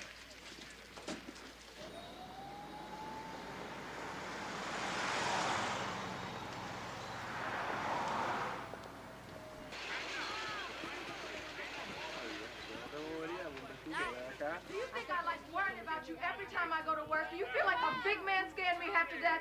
I have a good mind just to wear you out. Sounds like we wasted a trip. I hope so. Who is it? Detective Lacey, Mrs. Taggart.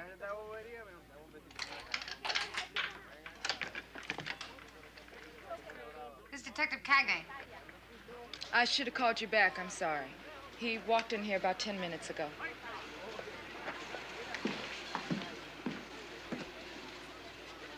Hi. I'm really sorry you took up your time coming over here. Kevin knows better than to act like that. I'm sure he does, ma'am. I've told him till I'm out of breath that he's supposed to come home right after school and stay here. Now, you apologize to these ladies for making him come out of their way. Did you hear me? Yes, ma'am. I'm sorry. Hey, don't mention.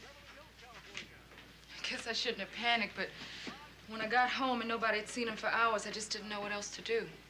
You work, Mrs. Taggart? I'm a typist for a company downtown. Work late a lot?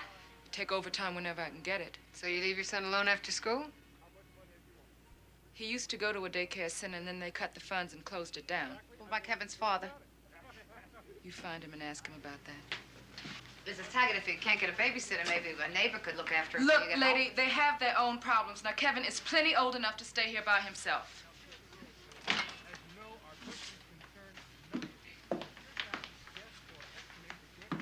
Mrs. Taggart, I'm glad everything worked out this time. Kevin, don't you go scaring your mother anymore. You hear me? Ma'am?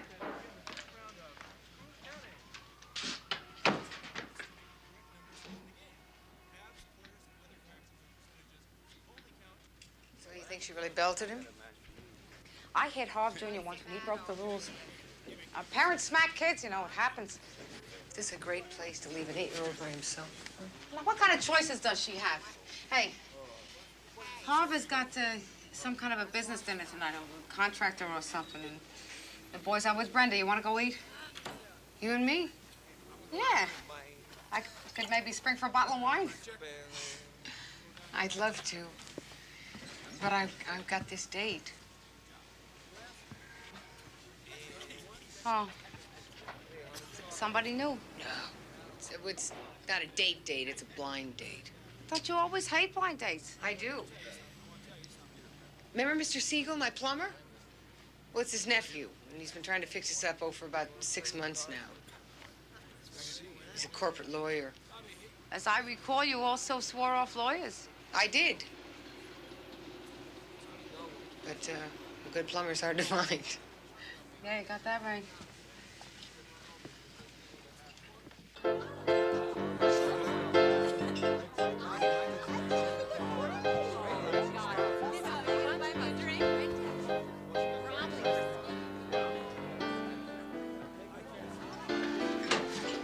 Hi. Hi. Sorry I'm late. It's okay. I'm glad you made the time to come. You can't believe it. Tonight, of all nights, Mary Beth wanted to have dinner. You didn't tell her you were meeting me here. Oh, no. I made up a great story. Well, it was an okay story, but I think she bought it. It looks like it'll be a while before they seat us, huh? Yeah. You want a drink? Oh, I'd love one. 6 hours in court. Oh, thank you. Scotch on the rocks, please. I got two, bartender. Hey, take it easy. I thought you told me New Year's you had a 2-beer limit. Yeah.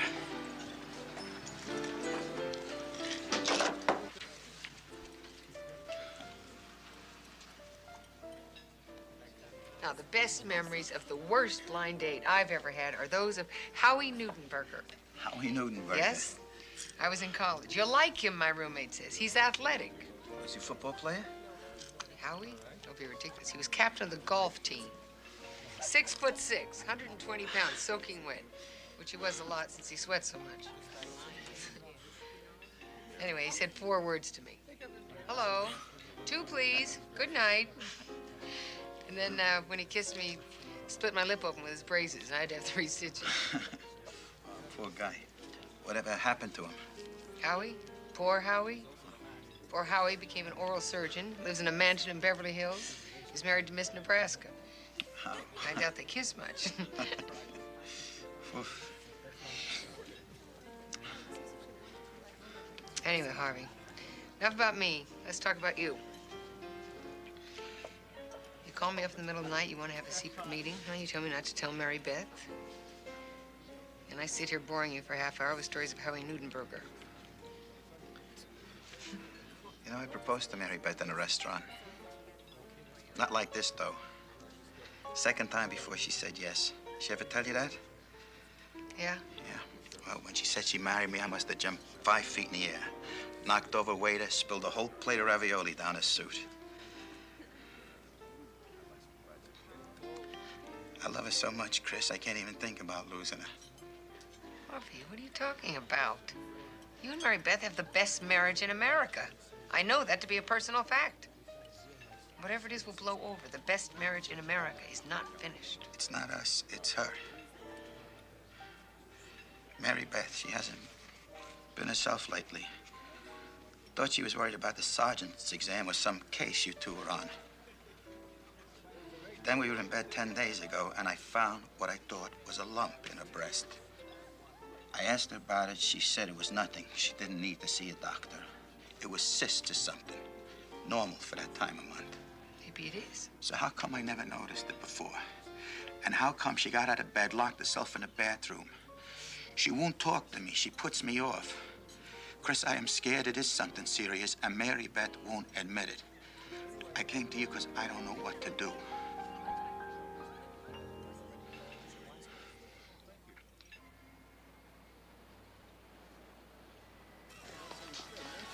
We're a day and a half behind because of yesterday. It's not yet warm, and you dragged me up here to have lunch. What is going on? I had a craving for fresh air.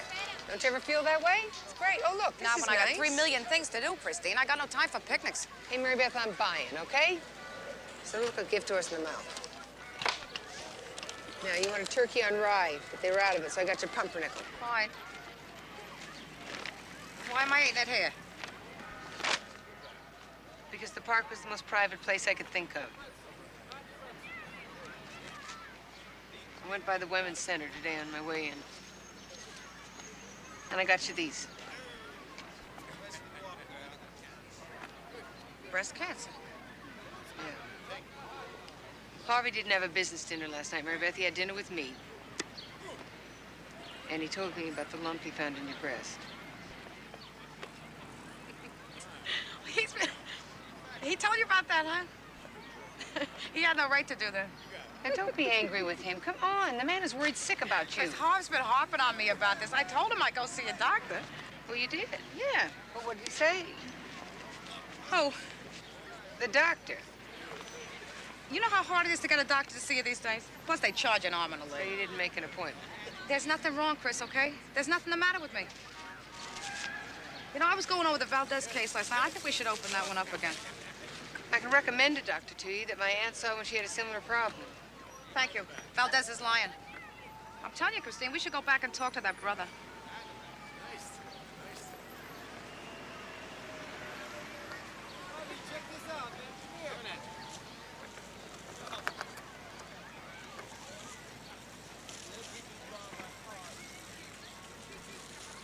Yes! Yeah, you beat that, kiddo. Beat it. Play. Just a second. Next game, we play winner. Just a second. In a minute, honey. As soon as I beat him, you play, okay? As soon as you beat me. Yeah, I beat you. Yeah, Yeah, that's pretty good, yeah. Pretty good. Tell you what, here, play now, Mike. Play now. Hiya, babe.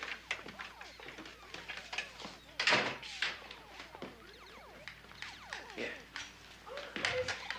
My turn, baby. Play.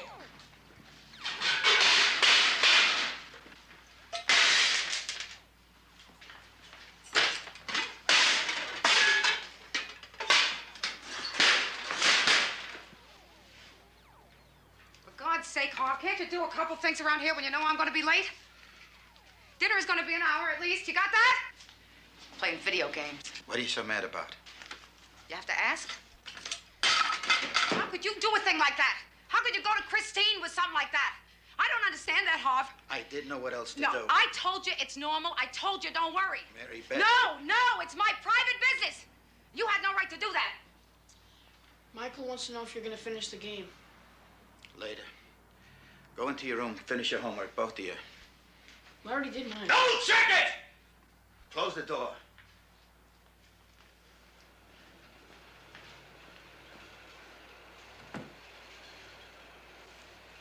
Babe, please, let's sit down and talk about this. No. I said this to Christine. I'm going to say it to you. There's nothing to talk about because there's nothing wrong. So you and her can go run somebody else's life and leave mine alone.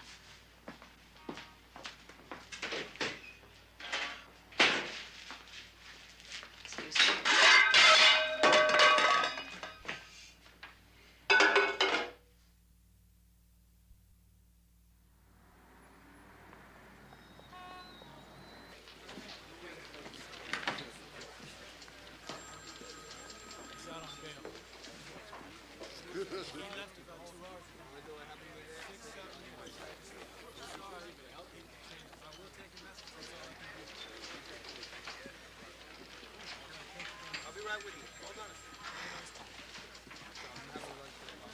Well? What? Did you see the doctor? I didn't have time, Christine. Michael's ear infection's acting Mary up Beth, again. you said you were going Chris, to if it's not about work, I don't want to hear about it, all right? Lacey. I will be right there. Eleanor Taggart's here to see us.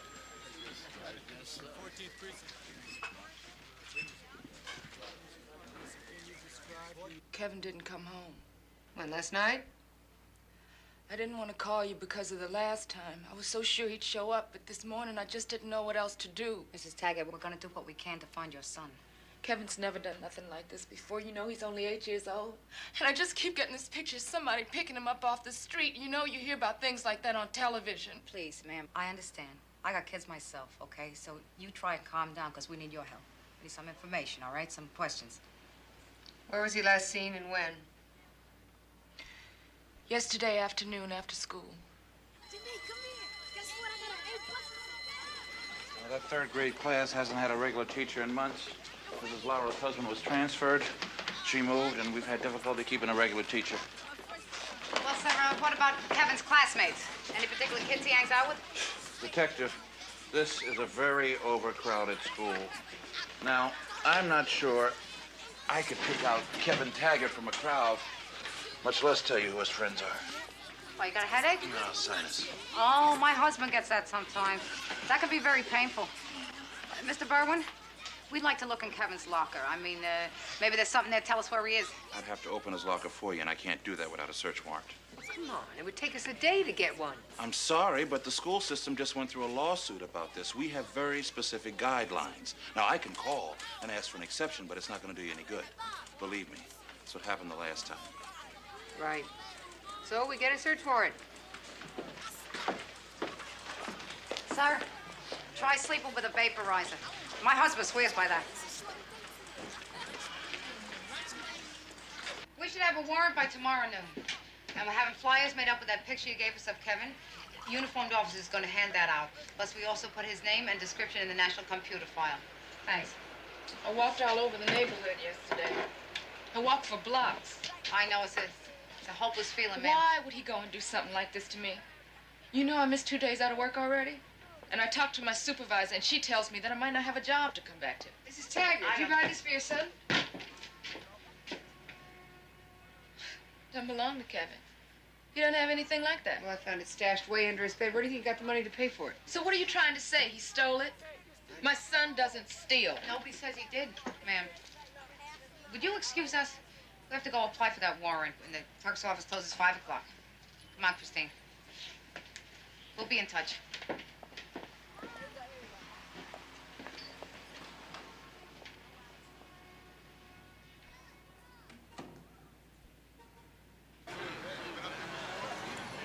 You heard her. She's more worried about her job. She's not thinking straight. Her kid's been missing 23 hours. Maybe he wouldn't have if she'd taken better care of him. Easy to say. On Mary Beth. We know she hit him at least once. She leaves him alone for hours every day. If I tell you, if he didn't boost that radio, I'll eat it. So what are you saying? He ran away? If that's true, then how come he didn't take his brand new radio? Now, I was a latchkey kid myself before they called it that. After my father took off, my mother had to go to work. I was by myself every day after school from I was 8. But I didn't turn into a thief, and I didn't run away from home. This is completely different, Mary Beth. Why? Because I'm white. No. And you know I didn't mean that.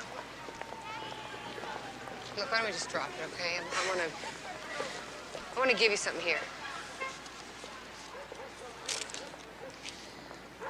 It's the name and telephone number of a doctor. Aw, jeez. The one I told you about. Mary Beth, he's a cancer specialist, and I think you should see him now. Listen to me. I know you're frightened. I'll go with you if you want me to. Mary Beth, will you talk to me? Talk? Yes. You want to talk about how we'd feel in case maybe I have breast cancer? Okay. In case maybe I have breast cancer, you go first.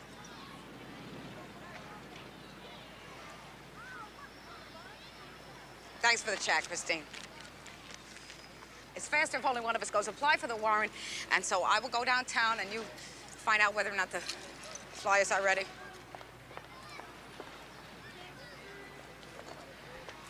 It doesn't matter how I feel about it. It matters how you feel.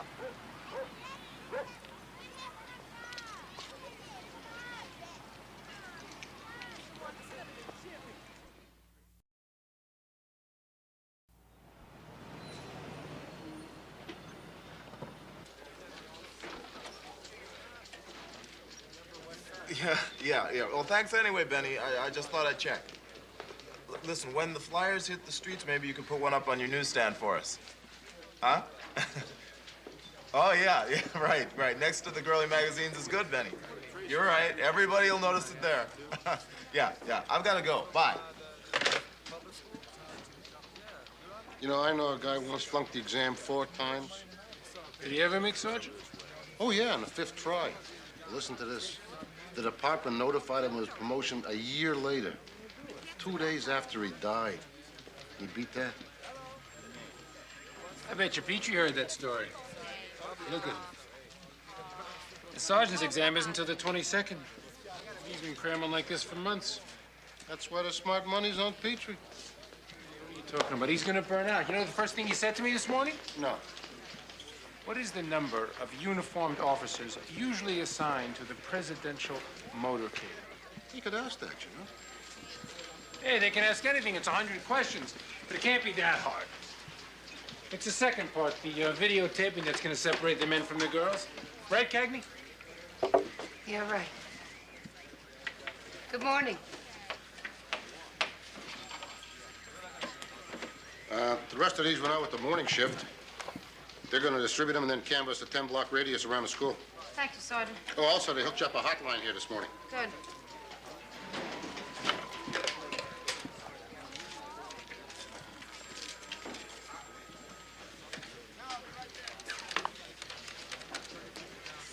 If the warrant is ready, then we can get into Kevin's locker by 11. Good morning, Mary Beth. Morning. Detective Lacey, 14th Squad. Yeah, I'm calling to check about a search warrant I applied for yesterday. Case number 182551. Yeah, I'll hold. Now, believe me, Mr. Berwin, I appreciate your problem here, but we're all civil servants, right? We're just working for the city. My prime concern, madam, are for these children. Well, we're concerned too, sir, about this one kid. By the way, did you ever try that vaporizer? No, I didn't have a chance to. I told you my husband swears by it, right? Uh-huh. Yeah. You know, you're aware you have to sign for whatever contents you remove. Right. You know, there's two types of those vaporizers. You got the wet steam and dry steam, you know, for different times of the year. Wet steam is better in the winter. Geez, he's neat for an 8-year-old, huh? He's rich, too. There's over $200 here. Mr. Berwin, you know where the kids hang out after school?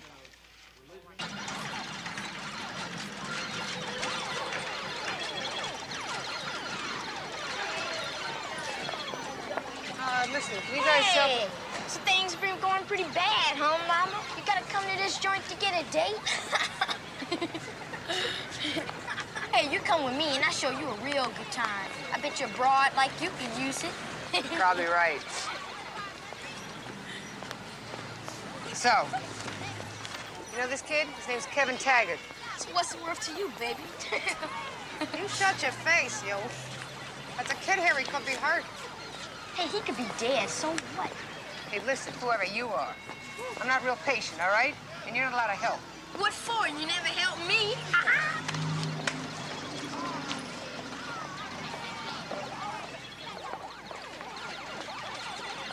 Hey, you know this kid? Maybe you could tell me who he hangs with. You run this place? Yeah. And what do you want to do? Put me out of business? I don't need cops parading through here. I don't think we caught your name. Corelli. This kid is missing. Don't know him. You sure? I only work here, lady. I'm no social worker. Yeah. You're a nice, simple, honest guy, right? Suck his money out of kids below the poverty line for a living. It's called free enterprise, lady, because it's a free country. And it has laws. And it has city ordinances. And you better be on the right side of every single one of them from now, Mr. Corelli. Or you're in deep trouble. Our name and phone number's on this sheet. Why don't you stick it somewhere? People can see it.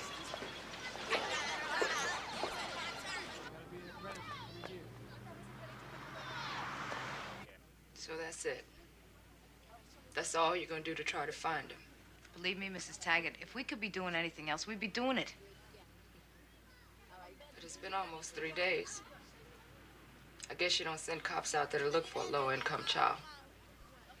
Ma'am, even if we had the personnel, we don't know where else to look for him. He could be anywheres. Look, if he was rich and white, I tell you where he'd be home, because you'd move heaven and earth to try to find him. Hey, lady, I'm getting real tired of your attitude. We're doing everything we can. We got nothing to go on.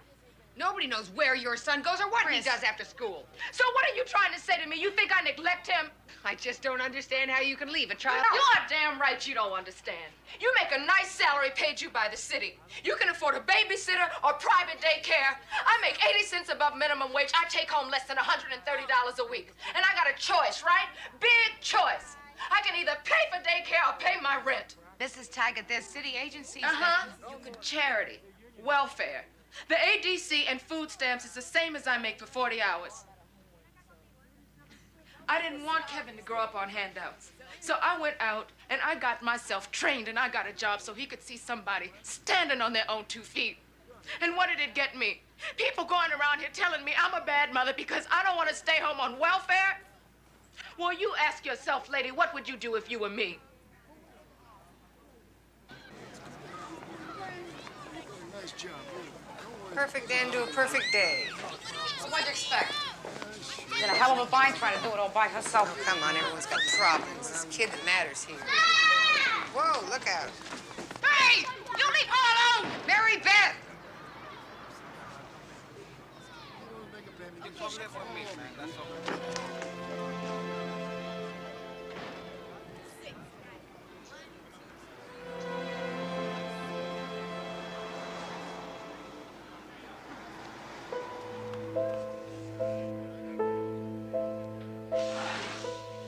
didn't know how to fill out some of those questions. That's all right. Have a seat. Doctor will be with you shortly. Thank you.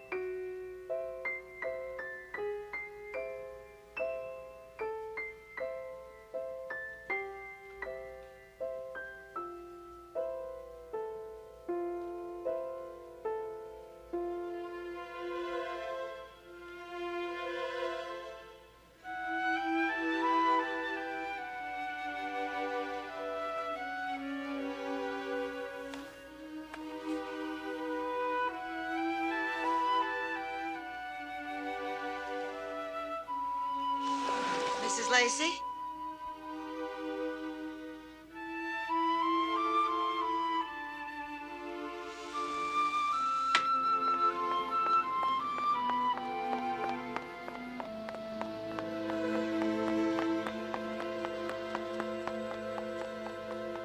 It's my business.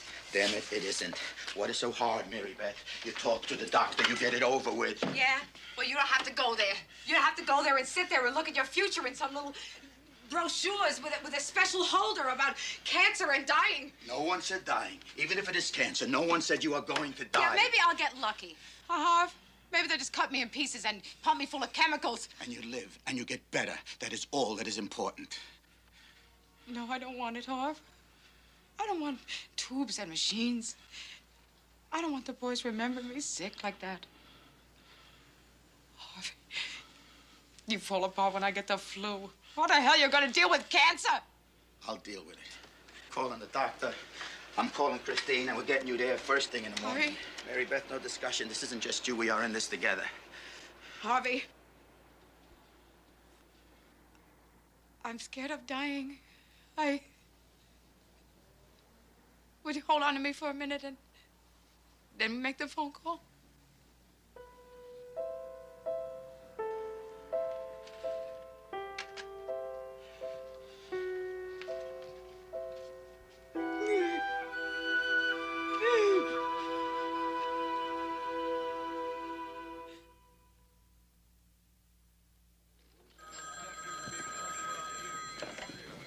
It's Becky, 14. No, Mrs. Denang, we haven't heard from your husband. Petrie, 14 precinct. You're checking the airlines in the car. Yeah, hang on 1 second. I can get that information for you. Cagney, 14. Yes, Mr. Curley. Listen, I've been thinking.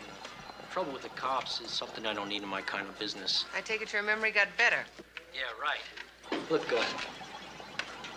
this guy comes in here when the kids are here sometimes after school, but he ain't no kid. He's maybe 17 or 18. I thought it was kind of funny him hanging around with them. Have you seen Kevin Taggart with him?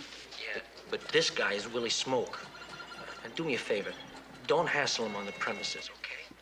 Give me a description, Mr. Curley.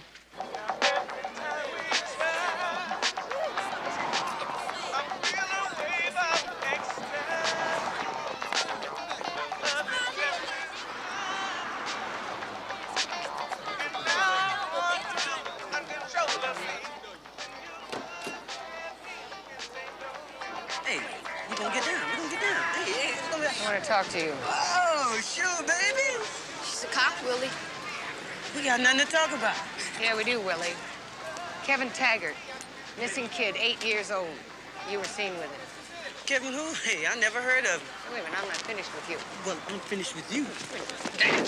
What the hell is this? You're gonna tell me about Kevin Taggart whether you want to or not. I already told you I don't know no Kevin. Don't jive me, Willie.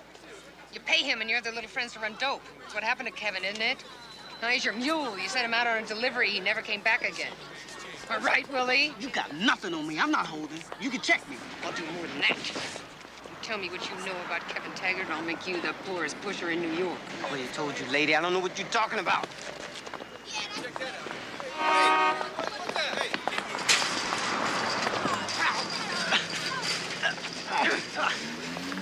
Now tell me, Willie, where did you send Kevin?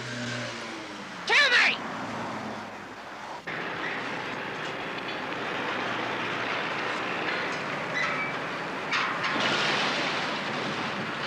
All right, all of you spread out. I want you to move as quickly and as fast as possible. Now, you've all seen pictures. You know what he was wearing. So look for anything, articles of clothing. I mean anything. Okay, you four, go around to the front, room to room, door to door, any place that someone could be hiding or could be hidden. You two go around the back in case they flush somebody out. Okay, I'll take that one. What have we got?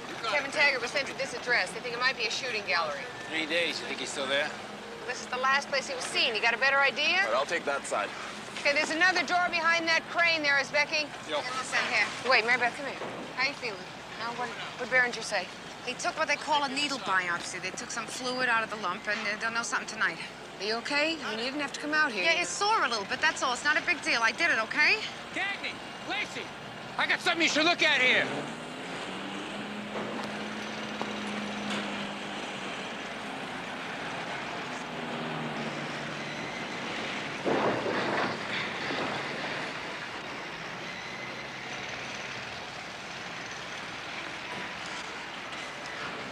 I got thinking. What happens if the kid comes along here? Taking a shortcut? It's dark, and he slips. Let's take a look. Hey, fellas! You want to cut it off for a minute?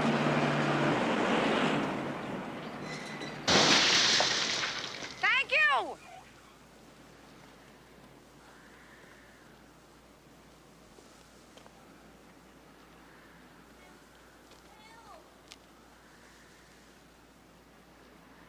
Listen.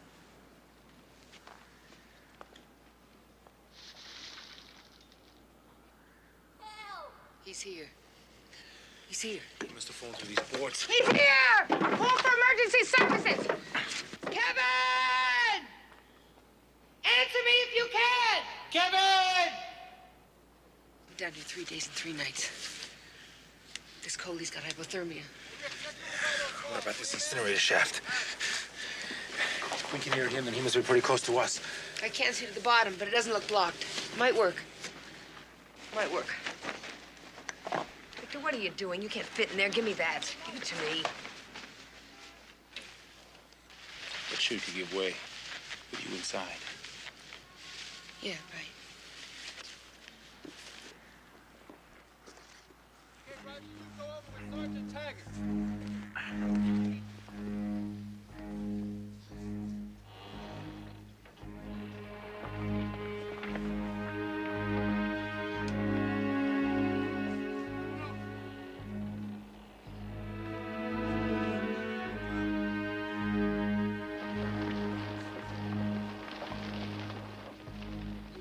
Right, you have the address. We're gonna need paramedics, emergency services division. We have one individual trapped. There's a juvenile. 10-4, car 21.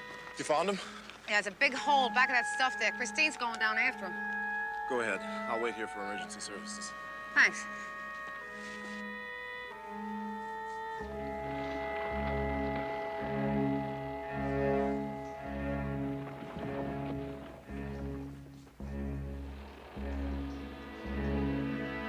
How is it down there?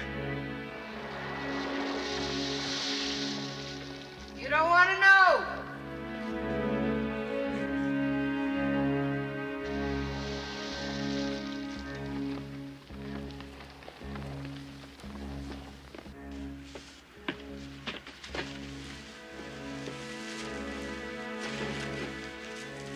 How's it going?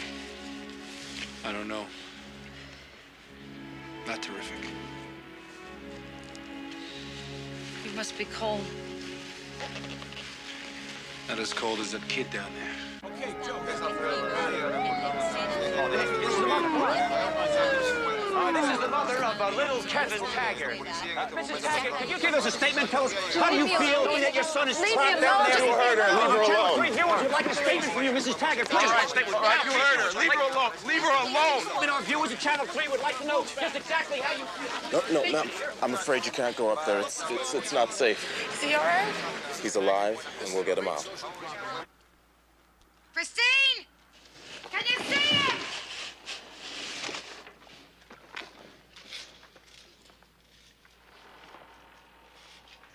Not yet!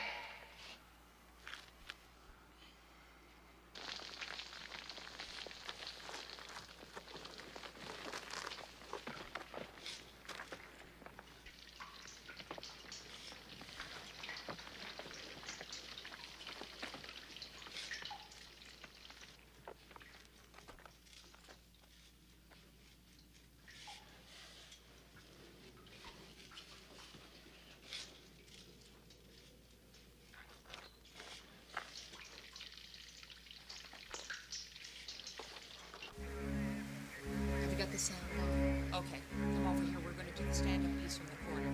We're still waiting to see what the condition of the boy is. He's been missing for approximately 3 days, and from all reports, apparently he's trapped in some kind of...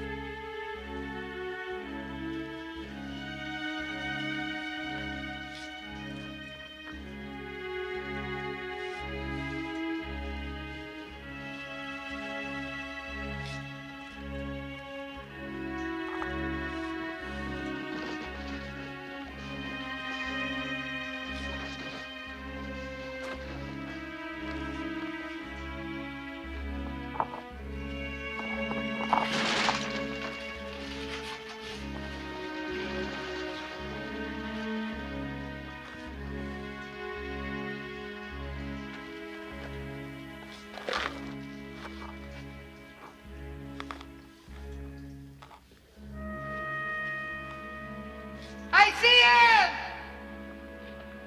Kevin! Kevin!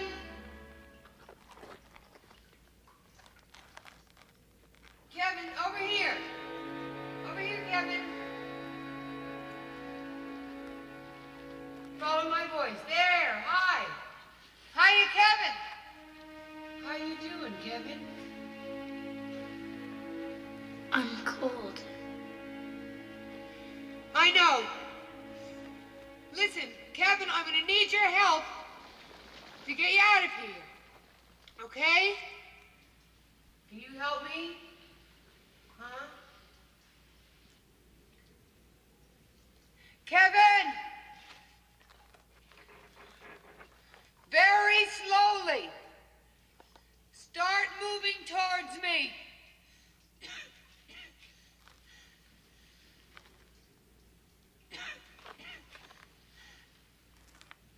Don't take your eyes off of me. Just start very slowly over here in my direction.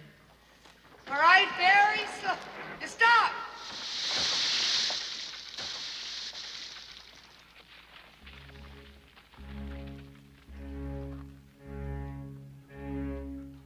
All right. Start again. Slow. Kevin, give me your hand. Nice and easy. Very slowly. Put your hand out. Stretch as far as you can. Just try. That's it. Try a little harder. Stretch it out. Try. Try, Kevin. You can do it. Come on. Try harder.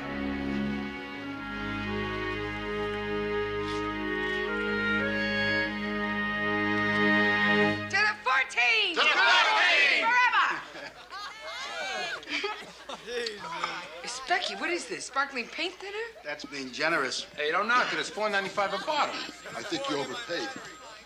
I didn't know they made champagne in New Jersey. My cousin Eddie cornered the market. Lacey, it's for you. On 3. Hey, look at this here.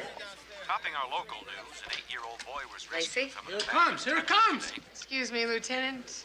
Kevin Taggart had been trapped for 3 days in the air shaft at the rubble of a recently demolished building. Today, risking his own life, Detective Chris Cagney of Manhattan's 14th His life? precinct managed to crawl into the collapsed basement and bring Kevin out. The boy, fortunately, suffered only minor injuries.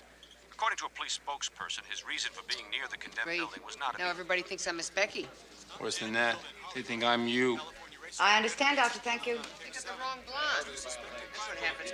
Thank you, Doctor. He sticks his face in the camera and they say, Francis, you never would have got the kid in the first place. I got my hands all dirty. I got my knees skinned. Let me tell you something else. He didn't do If I didn't anything. worry about it, I'm worried about it. I'm sure we would have got very close. And I would have done straight.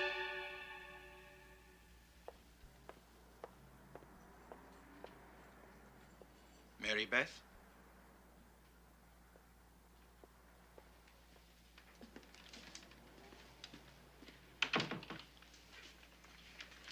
I see the surgeon Monday.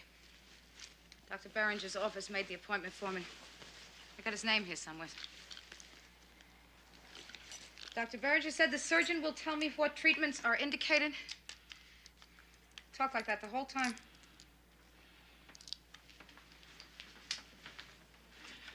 This guy's the surgeon? Does that mean you have to be operated on? Have the breast removed. Yeah, he said it couldn't mean that. Yeah. If you touch me now, I'm gonna break apart, okay? I don't know what else to do Don't for do you. anything. I don't want you to I'll do take anything. you to the Harvey, surgeon. you missed work already! Oh, you missed work! Day's work already! I'll figure it out! You missed work! Day's work already! No, I'll figure it out! I'll figure it out! I'll figure it out!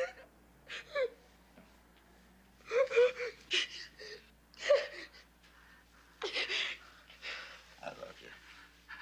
I want to be there for you. I don't want to depend on you for everything. I don't want to mess up your life. Mess up my life. Mary Beth, you are my life.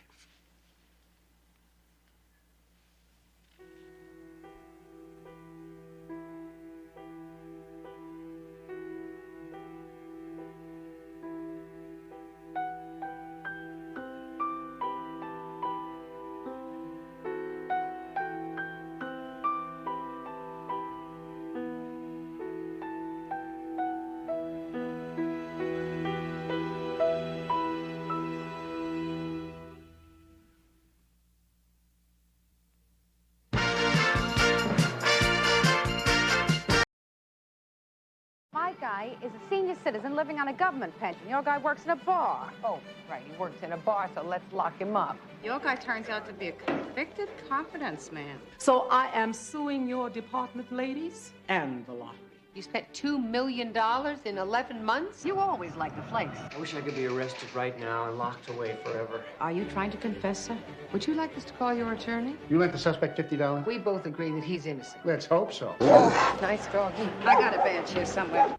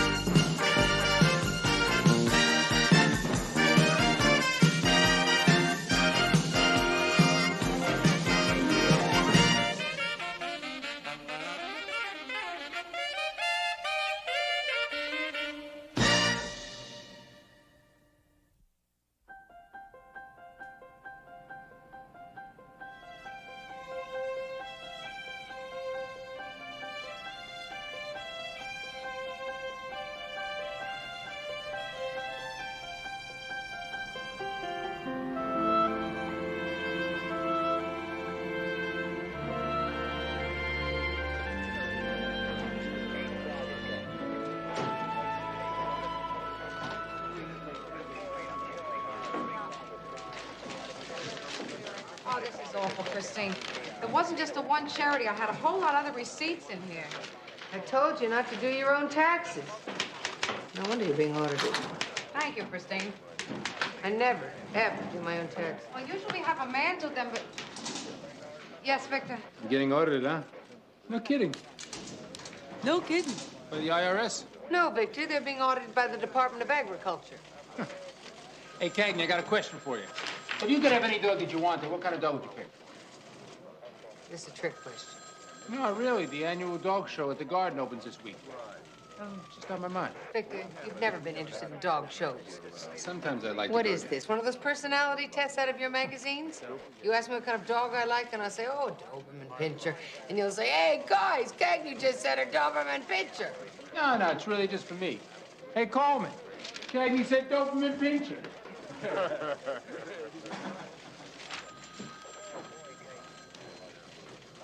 Anyway, what happened with your tax man? Oh, he got off probation. I moved to South Carolina. Off probation?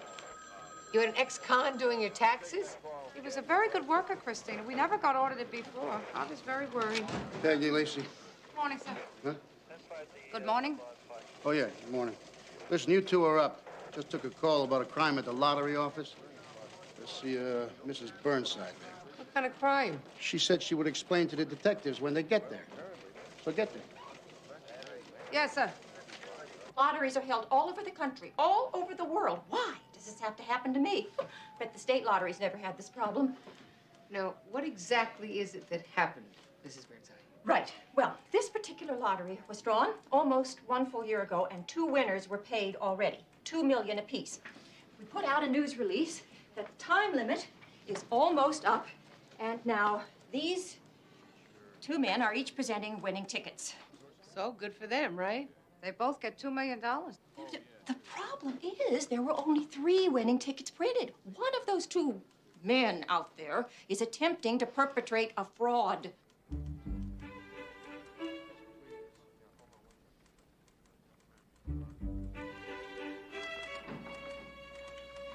Have a seat. So then after Charlene died, I had to sell everything, you know, to pay the doctors, and then I moved into the projects. It's not a nice neighborhood. I see, sir. And you purchased a ticket at your local newsstand? Yeah, I must have. I mean, doesn't it say on the ticket, isn't there a special code or something? Well, I don't know, but if there is, we'll check on that, too. Now you say you got this ticket as a gift? Oh, yeah, it's a funny story. See, this bar I work in, the Glide Inn, gets sort of a mixed bunch. So this guy, his name is Tommy. He comes in a few months back, he has a couple of belts, and then he reaches in his pocket to give me a tip. Only thing, he's flat busted, see? I see. Yeah, so all he had is this old lottery ticket, all gummy and wrinkled up. Forgot he even had it. Then he gives it to me as a tip. Was I sore? So I got it framed and hung it over the bar. The worst tip I ever got. Can you beat that? Well, it fits. Yeah. There's nothing wrong, is there, officer? I do get the money, don't I? Oh, yes, sir. Winners do get paid. But we have to clear up a few things first, all right? Okay. Now, you had this ticket all along and you didn't know it. It's lucky I never threw anything away. This Tommy, do you remember his last name? Listen, at the Glide Inn, you ask a guy his last name, he don't come back. Okay. No last name. Mm-hmm. And you missed the drawing on TV. I don't have a TV. There's one down at the senior center, but I don't like to go down there after dark. Uh-huh. What about the newspaper? Well, I had to let my subscription run out. It was too much money. And I don't have any friends or family even to tell me. That is the winning number, isn't it? Oh, yes, sir. That's the right number. Oh, boy. Yeah, I always managed to get by, you know, but, well, 40 years with the U.S. Postal Service, I always thought that would be enough. With my pension and all. Funny, it sure isn't. Sir, forgive me for asking this, but I was wondering, if you have so little money, sir, how is it that you can afford to buy all these lottery tickets? Well, it's probably foolish, I know, but an old man's got to have a dream. Yes, sir. Oh, why does this have to happen to me? I'm not a bad person. What did I do to deserve this? It'll work out, Mrs. Burnside. Now, let me ask you something. Don't the tickets have a magnetic strip on them like a credit card to prevent forgery? No, that was the old lottery. The new ones just have the computer code number. That's why this is such a mess. Wait. Why can't the 2 tickets be verified on the computer? Because the computer dumped the coding missing data. I beg your pardon? Dumped, erased. Happened about 10 months ago. Oh, I don't know. It was a freak accident. It hasn't happened again. I mean, it was an accident. But you think that they will remember that? Oh, no. It was my lottery, so it will be my mistake. And there go my chances for a seat on the Racing and Wagering Board. The lab will pick up on the forgery. What will I tell the newspapers? What will I tell the board? It's not my fault. Of course not. All I said was your guy looked like a weasel. My guy is a sweet old poster. My money's on your guy. My guy? How much? It's a figure of speech, Christine. You said your money was on my guy. How much? 20 bucks? $20? No. 10? 5? $5, says your guy did it. My guy is a senior citizen living on a government pension. Your guy works in a bar. Oh, right, he works in a bar, so let's lock him up. $5, Mary Beth. All right, Christine. $5 says it was your guy. Got it. Still say it's your guy. It was not my guy. $5. Oh, what am I talking about, my guy? He's not my guy. He's not my guy. Where is it? Do you know where it is? No, they're gonna kill us, Mary Beth. They're gonna kill us. Harvey, would you calm down? It's not like we're some big-time tax evaders. Oh, you don't understand, Mary Beth. These guys, they're killers. They are trained to spot the tiniest little mistake, and once they do, that is it. What is this? What is what? MOS, trailer rental, that's movable office space, the job at the Center Boulevard. Oh! What? No. We use that trailer for poker on Friday nights. So? Don't you see? I mean, the rest of the time it was strictly for business. I mean, if they disallow a deduction this size, somebody must have ratted. Why would they do that, Harvey? Why? The reward, Mary Beth. The reward. That's how they operate. I am telling you, these guys go for the throat. Sweetheart, do you think maybe you're getting a little crazy here? Tell you, this could be a penalty of $500 or $600 right there. Oh, one more thing. When we get there tomorrow, do not put your hands on the chair arms. Why not? Because they have little sensors in them to measure your skin response to see whether you are lying or not. Oh, no, they do, Mary Beth. I heard. 7:30 break. Yeah. Can't people hold on to their perks around here? What the hell are you doing? I'll have to call you. Hey, I'm talking to you. No, you're shouting. Yeah, I do that when people rifle through my desk. Now stand up. Who's your arresting officer? How about you? You're pretty arresting. Oh, a comic, too. Huh? Remove the hat and stand up. Say pretty please. There's one item missing from my desk. You are dead meat. You can search me and find out. How about strip search? It's Becky. Want to put a leash on this one? Who is he? I thought he was your perp. Maybe I should introduce myself. Jonah Newman. I'm a detective, 3rd grade. Detective, 3rd grade. You look like you're in the 3rd grade. And who are you? Sergeant Cagney. And what were you doing going through my desk? What, do you always make yourself at home in other people's squad rooms? This is home, Sergeant. I was just assigned to the 14th. I am the new kid on the block. Lucky us. The detective who can't even find his desk. Check it out with Coleman. You always like that? Nah. Some days she can really give you a hard time. Hey, kid.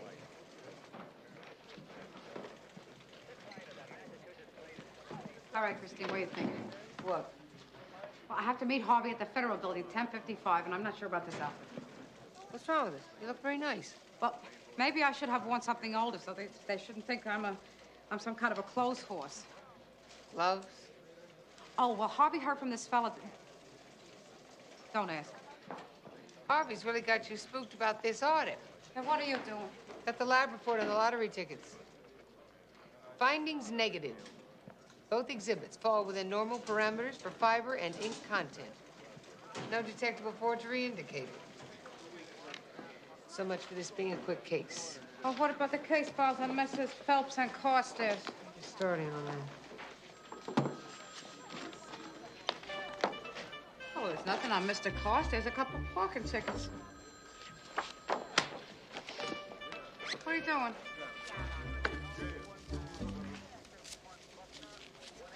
Remind me never to bet again.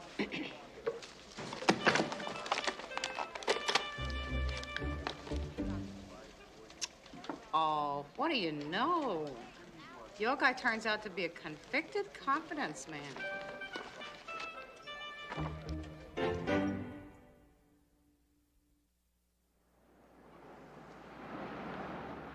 How come you forgot to mention the 3 to 5 you did at Dannemora? Yeah, okay, I served a little time.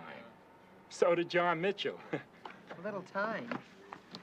Summary probation in 1969, 2 counts of fraud in 1970, 6 bunco arrests for various confidence games in 1971, 8 months in men's hall, and then, of course, there was the long stretch for trying to play the big con. I never was cut out for the big con. My best trick was the magic wallet. I've been clean for 15 years now. Hey, Big Al, Scotch here. At this hour, you have breakfast? Know what that does to your stomach? You're right. Scotch milk. Someone else is gonna have to make us drink. Afraid we'll have to take you in. I'm sorry. Come on, I'm telling you the truth. This guy, Tommy, gave me the ticket as a tip. Oh, yeah, the famous Tommy, who does not happen to be around to back up your story. Listen, please don't do this to me. I got 20% of this place. It took me a lot of years of living straight to do it, but I did. Now, finally, I get my lucky break on the square. You gotta believe me.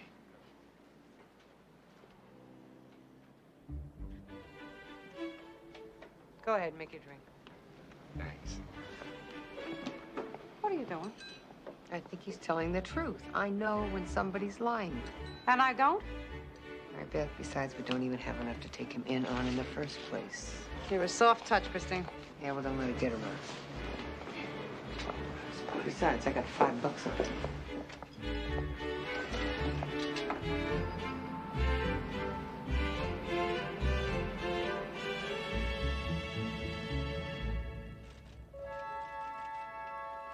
Just the 2 dependents? Until next year. We're having another dependent. Baby. Oh, that's very nice. I envy you. Doesn't look like I'm ever going to get married, have kids. Nobody wants to date an Internal Revenue Inspector. No, I mean it. This is a horrible job. People hate coming here. Not us. We got nothing to hide. Oh, now be honest. Weren't you just dreading coming in here? No, I mean, it's our civic duty, right? My mother wanted me to be a dentist, but I couldn't. Couldn't stand the thought of hurting people. So I got a degree in accounting, and I applied to the government for a nice, secure desk job. And they put me here. You know the people who were in here just before you, sitting right there, you know what they told me? What's that, sir? Told me they said, this is like pulling teeth. Isn't that something? Irony. Well, it's been pretty painless for us. So far. Now, let's see. Oh, Mrs. Lacey is a police detective. That's a very interesting job. People like policemen. Criminals don't like us. No, I guess not. Then they dread meeting you as much as people dread meeting me, huh? I'm in the construction business. Oh, that's a very interesting job. Lots of places that take deductions with that job. You can hide all kinds of expenses, and there's almost no way to verify the cost. No, Mr. Bittenberger.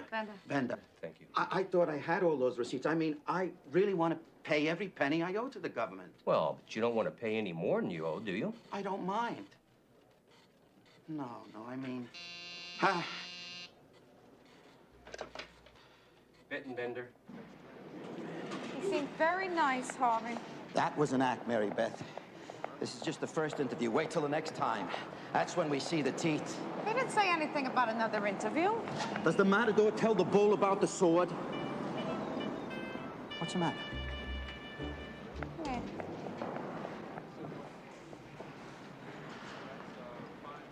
What? Come on. We're gonna play post office.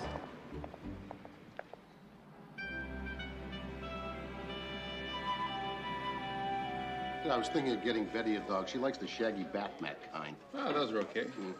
Annual Canine Classic. Hey, Victor, maybe I'll go with you. Oh, you'd probably be bored. No, I love dogs, really. Let me explain to you another way, Coleman. If you want to go, go. But I am going alone. That way I can leave whenever and with whoever I want. Got it? Oh, I get it. You're afraid maybe I'm going to cramp your style. Is that it? Not cramp, Coleman. Kill. Why is your partner so interested in dog shows all of a sudden? He says dog shows are the place to meet a better rate of chicks. That was a direct quote.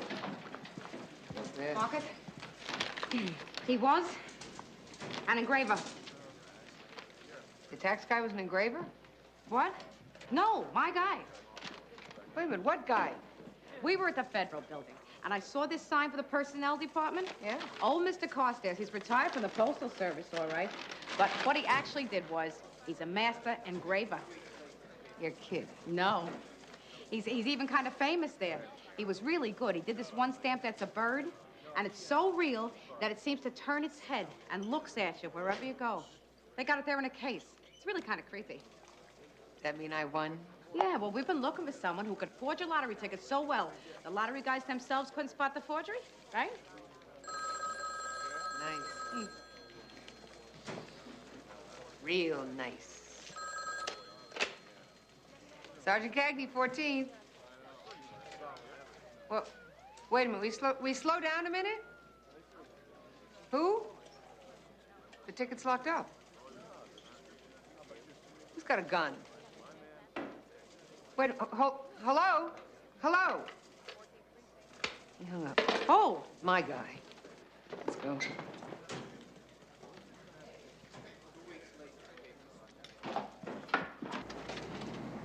Okay. Yeah. We got a hostage coming out. He's clear. Get him. Go. Go. Come on. Around the corner here. Move. Come on. Good. One team in position. That's the last customer, sir. Roger, last customer's out. He let the customers go, but he says the bartender owes him. He's got a gun, and he's going to kill Phelps if he doesn't pay up. His name's Tommy. He gave Phelps a $2 million lottery ticket as a tip. I'll tell him you're coming in. I'm going to start 2 female detectives in there. Watch the windows. Okay, Tommy. That's your name, isn't it? Tommy? The ladies are here. They're coming in now. Just stay calm in there, and this will come out okay. No trouble. Just stay calm in there. All right. We just want to work this out. No trouble. So stay calm in there, Tommy. All right? Just be cool.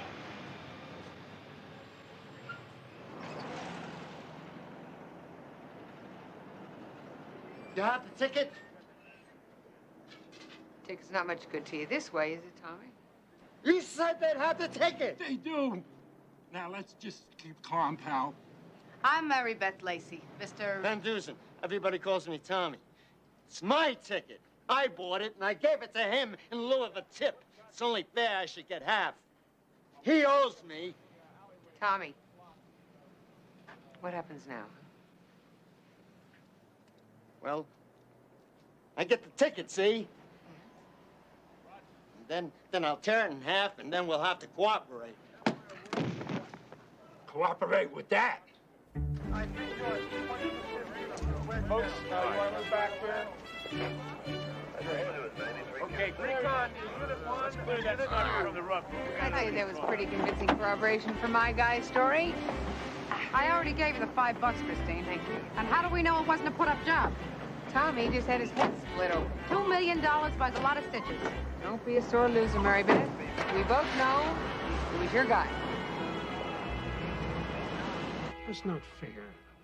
Who's going to look after him? Maybe you should have thought of that before, Mr. Corses. Well, I don't understand what all the fuss is about.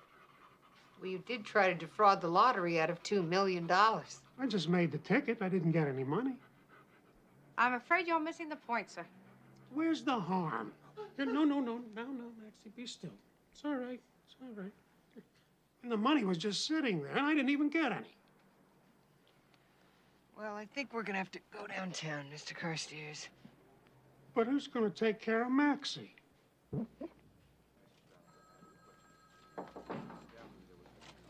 afternoon, Mrs. Burnside.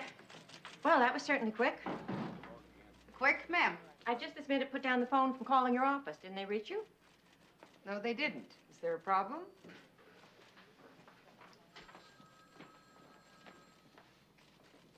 You see that man? Just when I think there's nothing else that can go wrong, he walks in with this. Another winning ticket.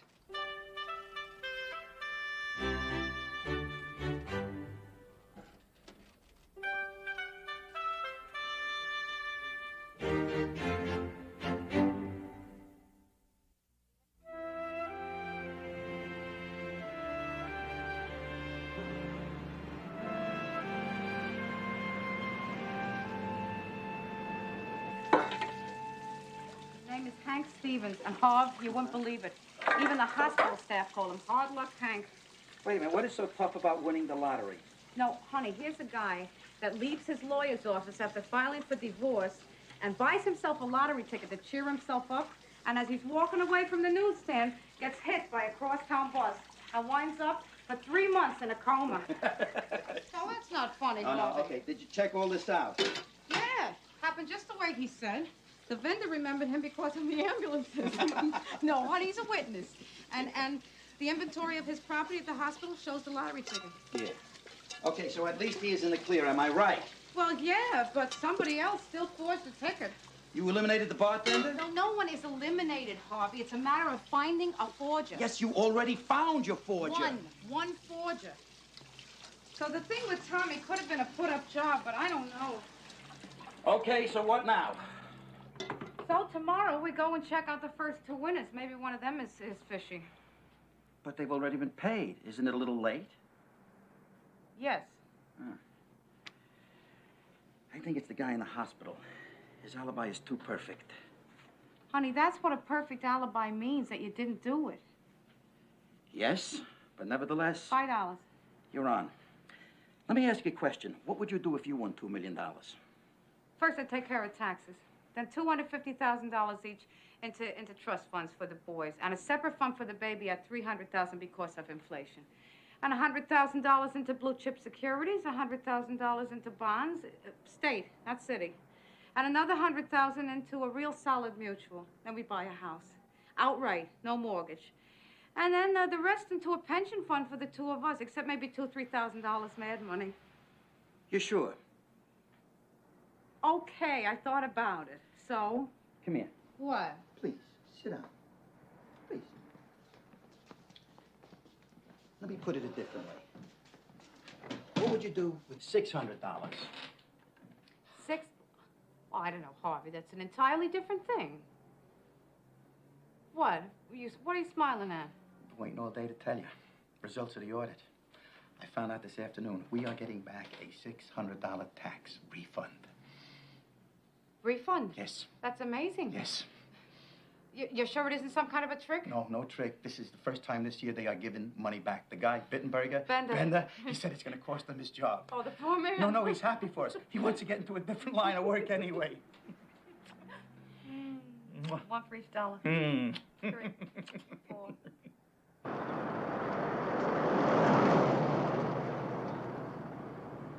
And of course, Harvey wants to spend all the money right away. Well, why not? It's found money. Well, it's easy for you to think like that, Christine. You got the trust fund and all. I can't be like that. Be like what, Mary Beth? It's only $600. You can spend more than that on a TV set. No, I can't. We need every penny, Christine. I got another kid on the way. That's a major expense that keeps on being expensive. What does Harvey want to buy? Oh, he wants to hire a babysitter and go to the Poconos for the weekend. You know, rent a cabin, see the shows, like we did 9 months before Huff Jr. was born. Well, that's nice. Actually, he's got a point. You know, I mean, when a new baby comes, you can't go out for a while, like a couple years. So go. No, I can't. I can't. See, when I was growing up, we didn't have any money, and well, I don't know. The thing about money is maybe too deep in me. I don't know. Bobby was so excited about maybe going somewhere. And I love to see him like that because he's so cute. And then I got to thinking that I haven't seen him like that for a long time. Oh, there it is.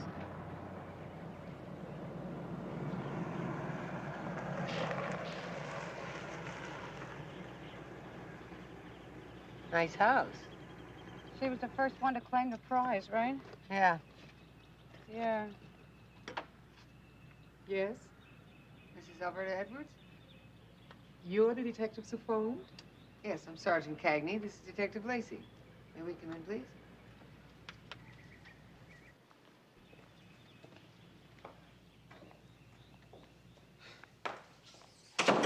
We've been waiting 45 minutes. This is Mr. Irwin Elias, my attorney. I asked him to be here.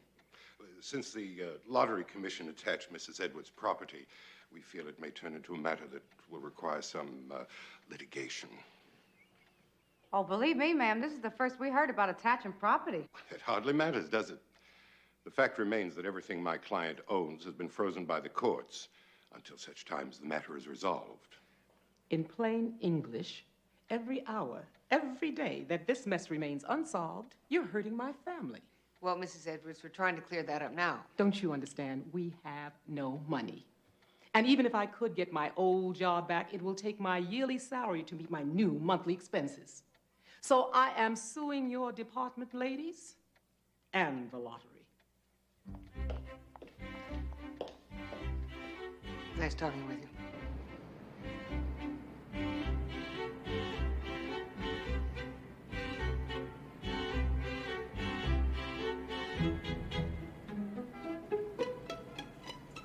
Don't you see, ma'am, this business of attaching everything belonging to the suspects isn't exactly making our investigation any easier. Not my fault. The board decided on that. Nobody even asked me. I'm a woman, so I don't get asked my opinion. Well, we have 2 tickets already paid, and then we have poor Mr. Stevens, the bus victim, and the ex-con bartender. One of them is dirty. Unless there has been an error. Now, could you have printed up 4 winning tickets instead of 3 by mistake? No, the printing of the tickets is done by the computer, and it's very closely guarded, almost as tightly as the drawing itself. Well, then what about the drawing? Could someone have rigged the numbers in advance? Don't even think that! There are 4 sets of balls. They are weighed and sealed under our eyes and those of an independent auditing firm before and after, and then the drawing is held on live television. Actually, there was one case of a man trying to palm the balls. He was an amateur magician, but that was before I came here. That had nothing to do with me. Well, no one is blaming you, Mrs. Burnside. Ha! That's what you think. The Racing and Wagering Commission is going to have my head for this. I hate this. I should have taken that job with Luxury Cruises. I'd have gotten free travel. Well, ma'am, I'm afraid we're back to one of the 4. Mrs. Edwards, Mr. Stevens, Mr. Phelps, and Mr. What is the other guy's name? Mr. Sycamore? Hey, call me Claude. All right, Claude. Listen, can I get you ladies something, maybe, huh? No, not for me, thanks. You know, there's been a little mix-up with the lottery. Doesn't affect me much, though, does it? You haven't gotten the court order yet? No. What for? Well, sir, it's very likely that you will be getting such an order. I'm afraid that the lottery is attaching all of the money and the property of the winning ticket holders.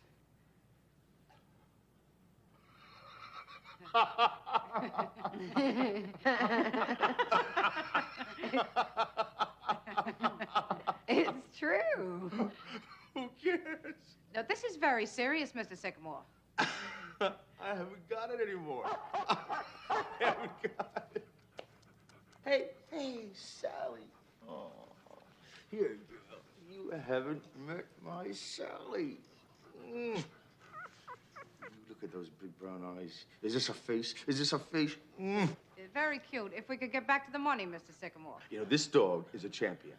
But don't tell her. I mean, you know how stars get. About the money. You're kidding, aren't you? No. I spent it. You spent $2 million in 11 months? It didn't take that long. You see, after taxes, which are heavy because I took this all in one lump, well, there were bills and business loans and debts. Most of it went on wine, women, and song, I guess you'd say. The rest was... The rest was wasted. Oh, but we had some fun. We had some fun, didn't we, girl? Sweet. I'm agonizing over $600. He sits there smiling over how he blew $2 million. Well, it's not as bad as he said at first. I mean, he built up that little food company. What was that cutesy name? Wanna Bite Industries. Could have been a strong thing. He just had bad luck. Yeah, but he doesn't even care. That's what kills me. He's a flake. I don't know. Maybe it's not such a bad attitude to have. What are you gonna do, cry about it? What's the matter with you, Christine? It's $2 million. Mary Beth, remember that TV series, The Millionaire? It is an example of how that kind of money can sometimes ruin people's lives. Listen, at least this guy enjoyed it. You like this man. Oh, you always like the flakes. You notice that? That is not true, Mary Beth. Just seems that way.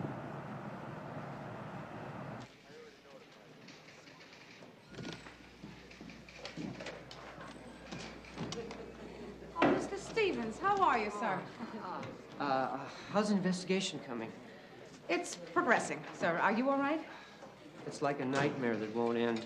I don't know how much more I can stand. Well, why don't you sit down, Oh. Miss Stevens? Thank you. I wish I could be arrested right now and locked away forever. Mr. Stevens, are you trying to confess, sir? Would you like us to call your attorney? A lawyer. That's all I need is another lawyer. Court order. You know about the court order? Yes, sir, we do. Well,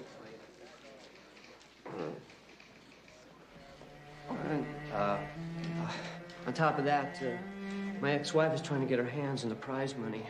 Her lawyer said that I owned the ticket before the divorce became final. Oh. And I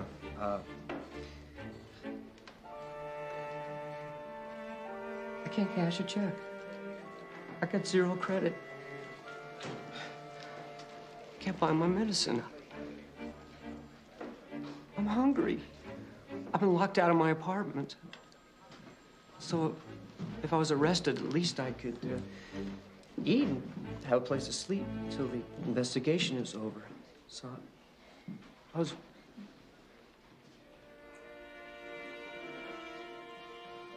wondering, is there some kind of minor crime I could commit? Just a small one?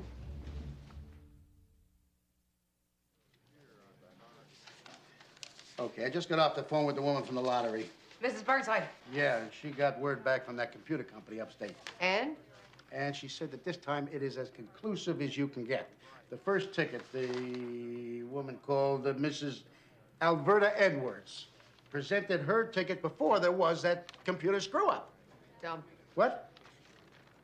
Dump. It's a computer-ease, Lieutenant, meaning a massive discharge of memory. Mrs. Burnside explained that to us. Dump. Sorry. Anyway, the point is that her ticket was the only one of the 5 tickets that was able to be computer verified.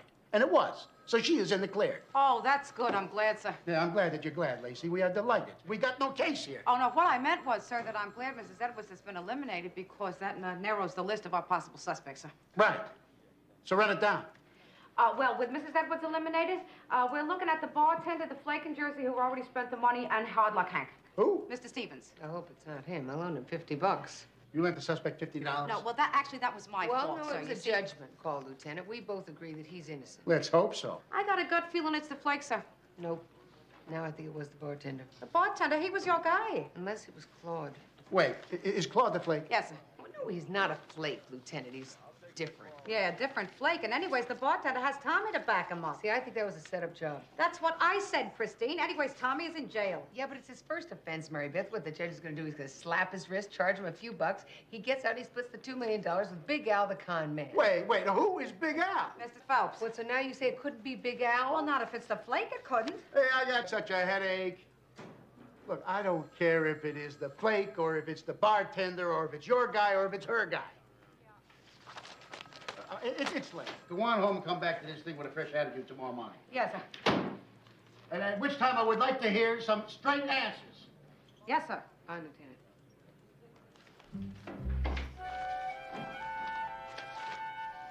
Lieutenant. He's a kicker. Yeah. Yeah, more than the other two. This one likes to work out. Harvey? You really want another boy? I don't know. I haven't thought much about it. Well, you keep saying him. It's habit. I love whatever we have. Yeah, I know. I just wonder sometimes what it'd be like to have a little girl. Different? I saw a little girl in the park the other day. Little doll. And she had a dress about that big. My father was putting her on the carousel. Made me think about you. It did? Yeah, the way you looked at her. Like she was the most precious thing in all the world. I thought about you looking at our daughter like that. Daughter, huh? Might be nice. Whole new ball game. Yeah. Good night, baby. Good night, sweetheart. Good night, baby.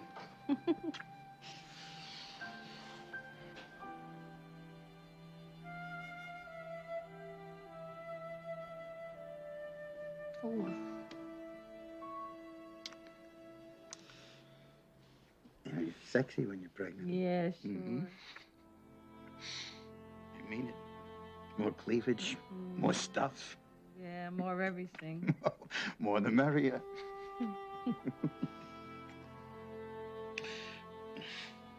Harvey, stop that. In a while.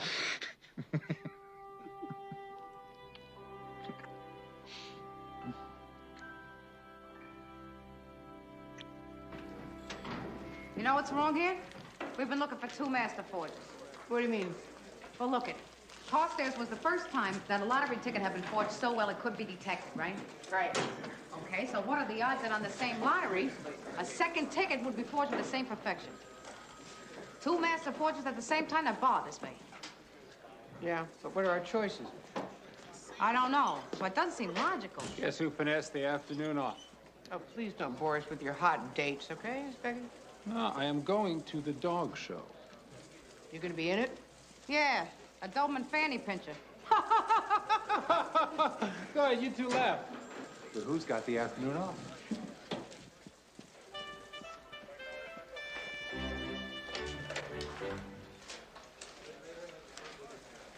Cocker Spaniels! Christine! That's it! Mary Beth, that's the connection we've been looking for. The old guy and Claude, they both have Cocker Spaniels. Oh, that's good, Christine. We can go right to grand jury with that. I am telling you, Mary Beth, they both have show dogs. You spelled it wrong. Can't you find your desk yet? No. It is not one of BITE Industries. It's one of BYTE Industries. You know, like the computers? Yeah, a friend of mine who bought stock told me it was stupid, but wouldn't listen to me. Computers. That's it. Claude is in... What? Claude is into computers. What if he tapped into the lottery's computer and he dumped the memory? Huh? Exactly. Didn't you see War Games? Who are you? Come on, let's go. Mary Beth, come on, let's go. Hurry up. Fine, okay. I'm coming. Where?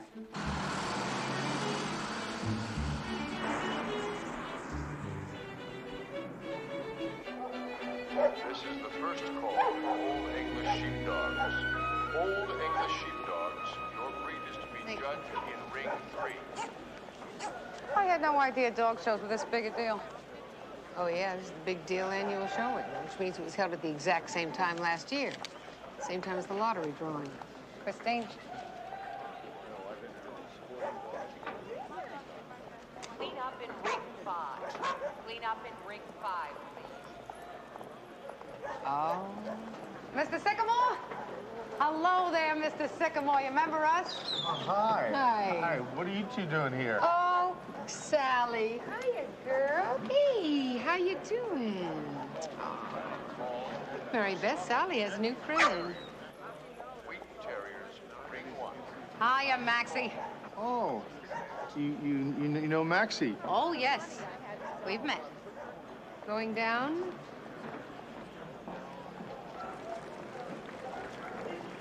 You know what was throwing us? We kept looking for 2 master forgers, each with 1 perfect forgery. Silly. There never were 2 master forgers. There was 1 master forger, and he made 2 tickets. Am I right, sir? You and Carstairs met here last year. We checked. We know you were both here. And the two of you came up with the idea. He makes the perfect ticket with a winning number. You use your computer to dump the lottery computer's memory. Then you present the winning ticket, and the computer can't verify it. Fascinating theory. Isn't it? We just talked with Mr. Carstairs at Rikers. Oh, you did? Yes, sir, we did. Sycamore? And he was very informative. He told us that he didn't get much out of the split. It seems that you used most of the funds by yourself. Alimony and gambling debts, that computer company of yours. There wasn't much left for him. And he couldn't exactly come to the police about it now, could he, sir? How am I doing? Pretty good. Yeah, he was a little cranky about it. I'll bet. But I never thought he'd forge another ticket. Maxie. Fingered by a paw. You know what? Here. Oh, don't run here. All right, run! Has security still here? I'm the cops. How can I get in touch with security? Watch it. Excuse me. Police, coming through. Very sorry. I got a bench here somewhere. Hey,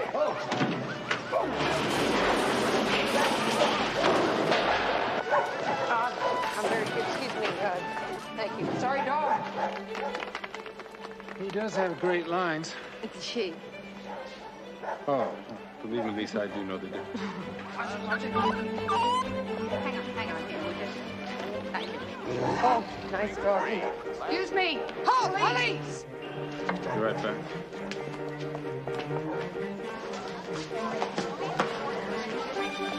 Police, coming through. Okay. Hasn't made it to an exit. None of my men have spotted him. Well, keep looking, sir.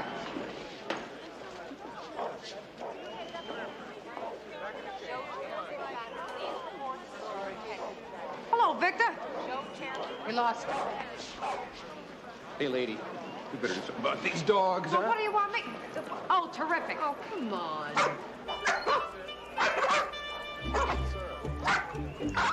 Go.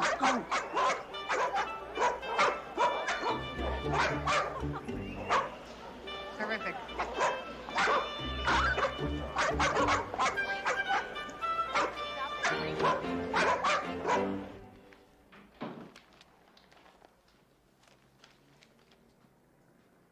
Michael wanted me to read him a bedtime story. He hasn't done that in forever. What are you looking for? Those brochures on the Darcy cabin resorts. I took him. You did? What for?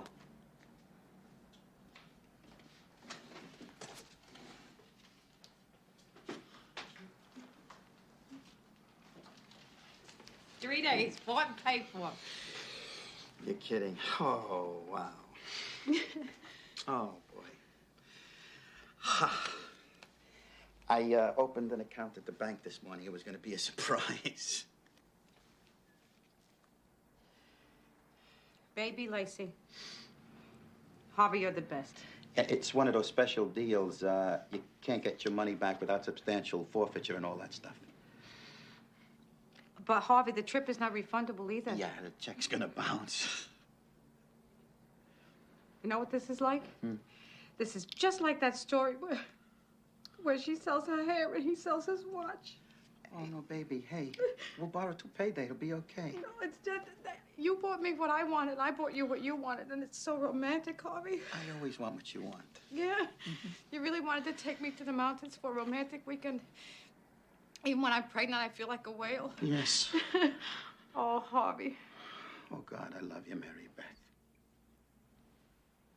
Yeah?